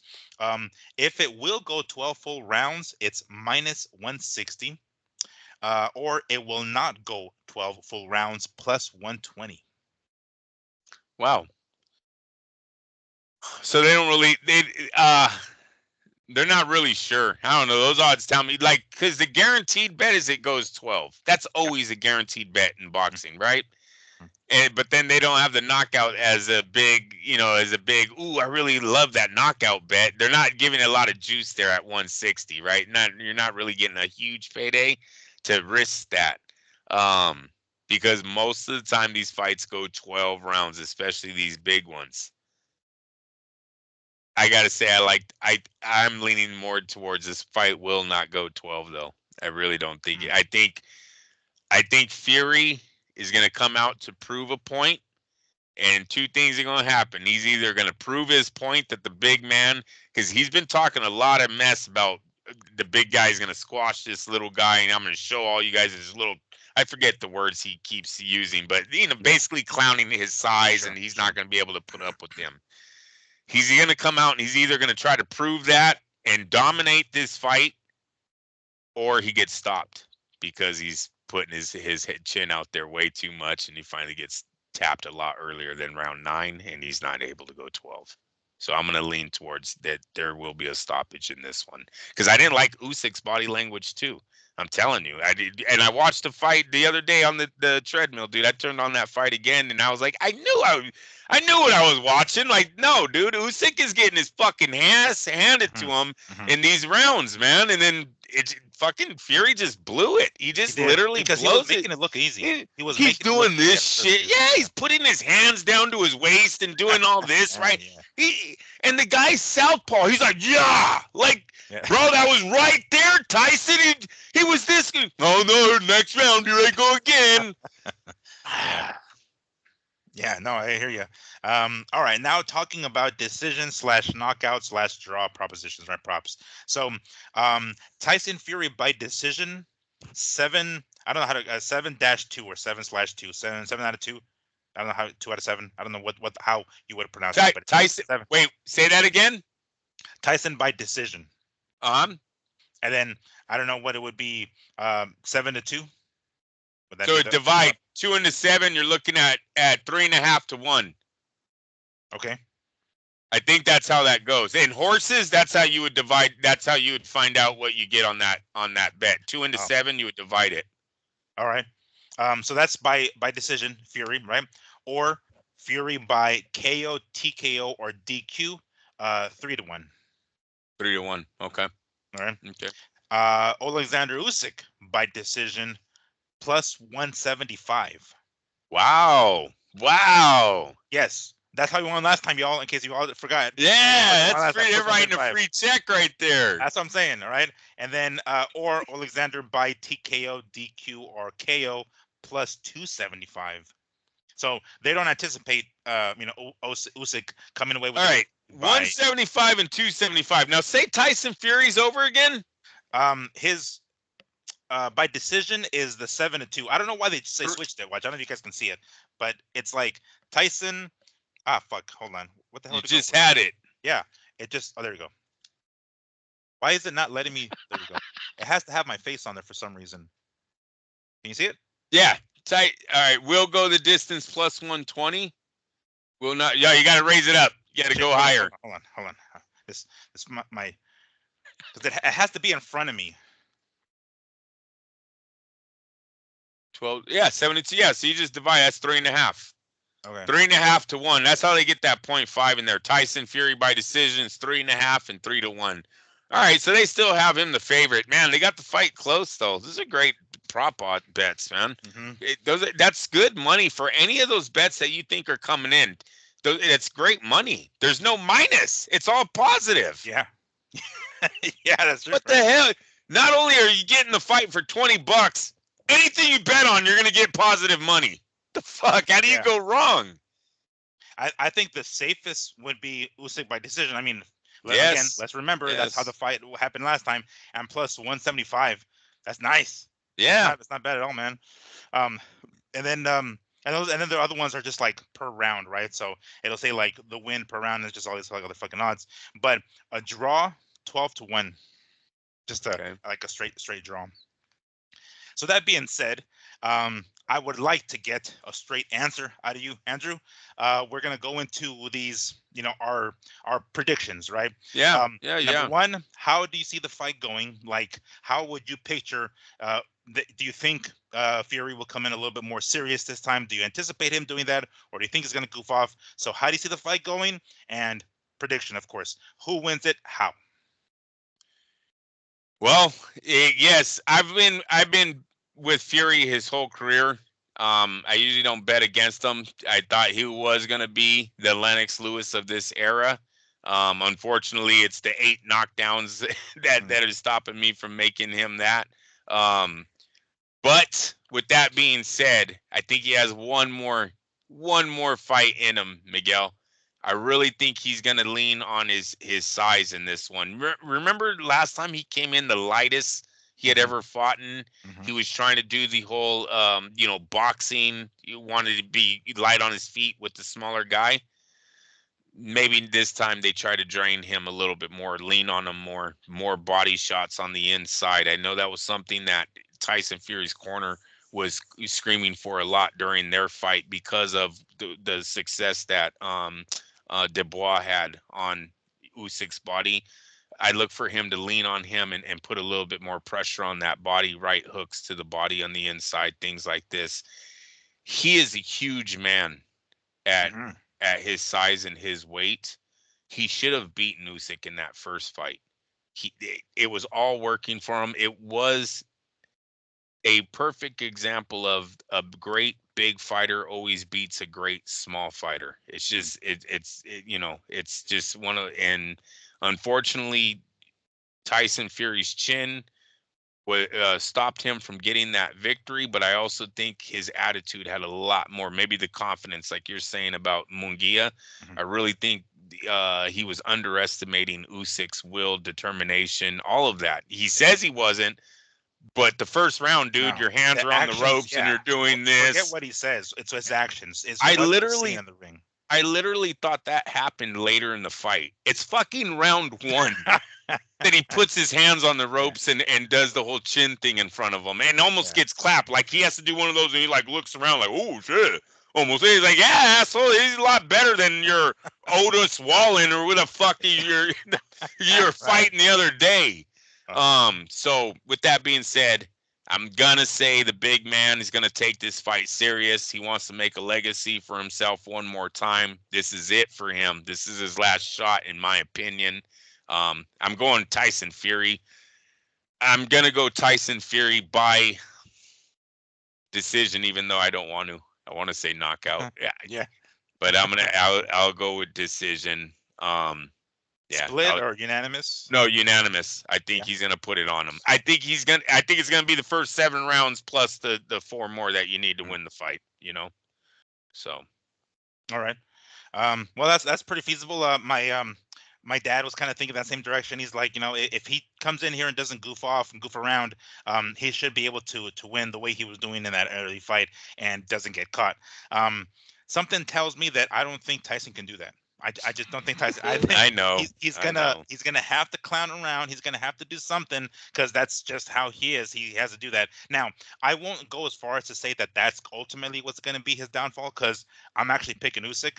I think Usyk is gonna come into this fight already knowing how if he came into that first fight kind of not knowing exactly how the size is going to play a role, he knows now, and he's going to come in with a better game plan. I don't think he's going to give up those early rounds. I want to say give up as if he tried to give them up, but I'm saying I don't think he's going to lose those early rounds the way he did Mm. before. I do see the fight going for Usyk. I do think it's going to go a decision as well, the full 12 rounds, and he's not. I don't think he's gonna be able to stop. I mean, I was wrong last time. I didn't even think he was gonna be able to hurt Fury, but he did. So I'm thinking Fury will at least be a little bit more prepared in the sense of not sticking his chin out. He will goof around, but I don't know if he'll do that. So I don't think that Tyson. I don't think that Usyk is going to be able to tag Tyson and hurt him the way they did in the first round, but I still think it's going to be able to win enough rounds to come away with the victory. I might go as far as to say a split decision because there's going to be some people who are probably going to want to give it to Tyson, maybe to kind of force a trilogy. I don't know, but I think it would be a lot closer. It's going to end up being closer on the scorecards with Usyk still coming away with the split decision. So that'll be my final answer if I can quote Regis Philbin. I'm going to say Usyk by split decision. They're going to go the distance there. But we're gonna get to see that fight. We're gonna get to see that fight this weekend. $20. Yeah, right. Oh wait, is it 20 $20? Is bucks. that Yeah. really? No shit. $20. Hold All on, right. hold You know what? It might be 39. No, is it 29? It might be on. It might be 20. $29. Yeah, Yeah. yeah. Let me And what did it you is. hear? Okay, so Tyson Fury announced that the pay-per-view, you can buy it even if you're not a subscriber to DAZN. But I'm hearing that's a lie. Okay. 39.95, $40. That ain't too bad for seeing the two top fucking Now wait a heavyweights. minute, motherfucker. Hold the fucking. Oh my God! What happened to the 1999, Miguel? Yeah, it's in the UK and US. Oh no, I'm sorry. In the US and Canada via pay-per-view, 39.95. It doesn't specify whether or not you can order See, it if you man, don't he's have. lying his ass off. And this is I this is gotta. what you can I am. expect from His Excellency. We're Yeah, gonna we're you. gonna get great stuff, but at the same time, he's gonna do some swerves on you. Man, this is like the gas tank. What is this? Like going to the fucking gas station? You don't know what the price is until you Yeah. get there. So oh, you know what? I filled up my tank earlier, or my mom's car earlier, at the Costco, or not Costco, Sam's Club. We have Sam's Club. You guys have Sam's Club up where you guys are at? I don't Yeah, know. $2.98. Oh shit! I was like, fuck yeah, let's fill this motherfucker you up, know why cause they're doing that though, right? Because they don't is want it the next. They don't want the next administration to look like fucking Superman, bro. When they come in and those gas prices drop because we're yeah. probably pumping our own oil now. Yeah, come on, don't be dumb. I seen that too, bro. You should have seen how I looked at my guy, motherfucker. Oh, now we're $3.99 in California, huh? Now all of a sudden we're $3. You know we were pushing almost $7 over here, Yes, bro. I saw. I was in One man California got one of those elected. times. One fucking man gets elected, and all of a sudden, oh, $3.99. He Yeah. didn't do anything. We already had it $3.99. Fucking assholes, bro. I swear to God, I hate politicians, man. Yeah. I hate Those. politicians, bro. It don't matter what side you're on. They're all They're assholes. all, They're yeah, all you know, fucking that's assholes. the first thing I seen was like, wow, they dropped a whole dollar overnight. How did that happen? Uh, I guess I just don't know. I don't know shit about politics. Uh, but yes, according to this website here, Usyk Fury fight will be streamed on DAZN and ESPN Plus. So I guess that's DAZN pay-per-view and ESPN Plus pay-per-view. I don't know if they're going to have different commentators, but in the US and Canada via pay-per-view for $39.95. This is much cheaper than the cost of their first fight, which was $70. Wow, really? I don't remember the fight being $70. Now, Um, watch this. mm. Is it that if you subscribe to the zone, it's then $19.99?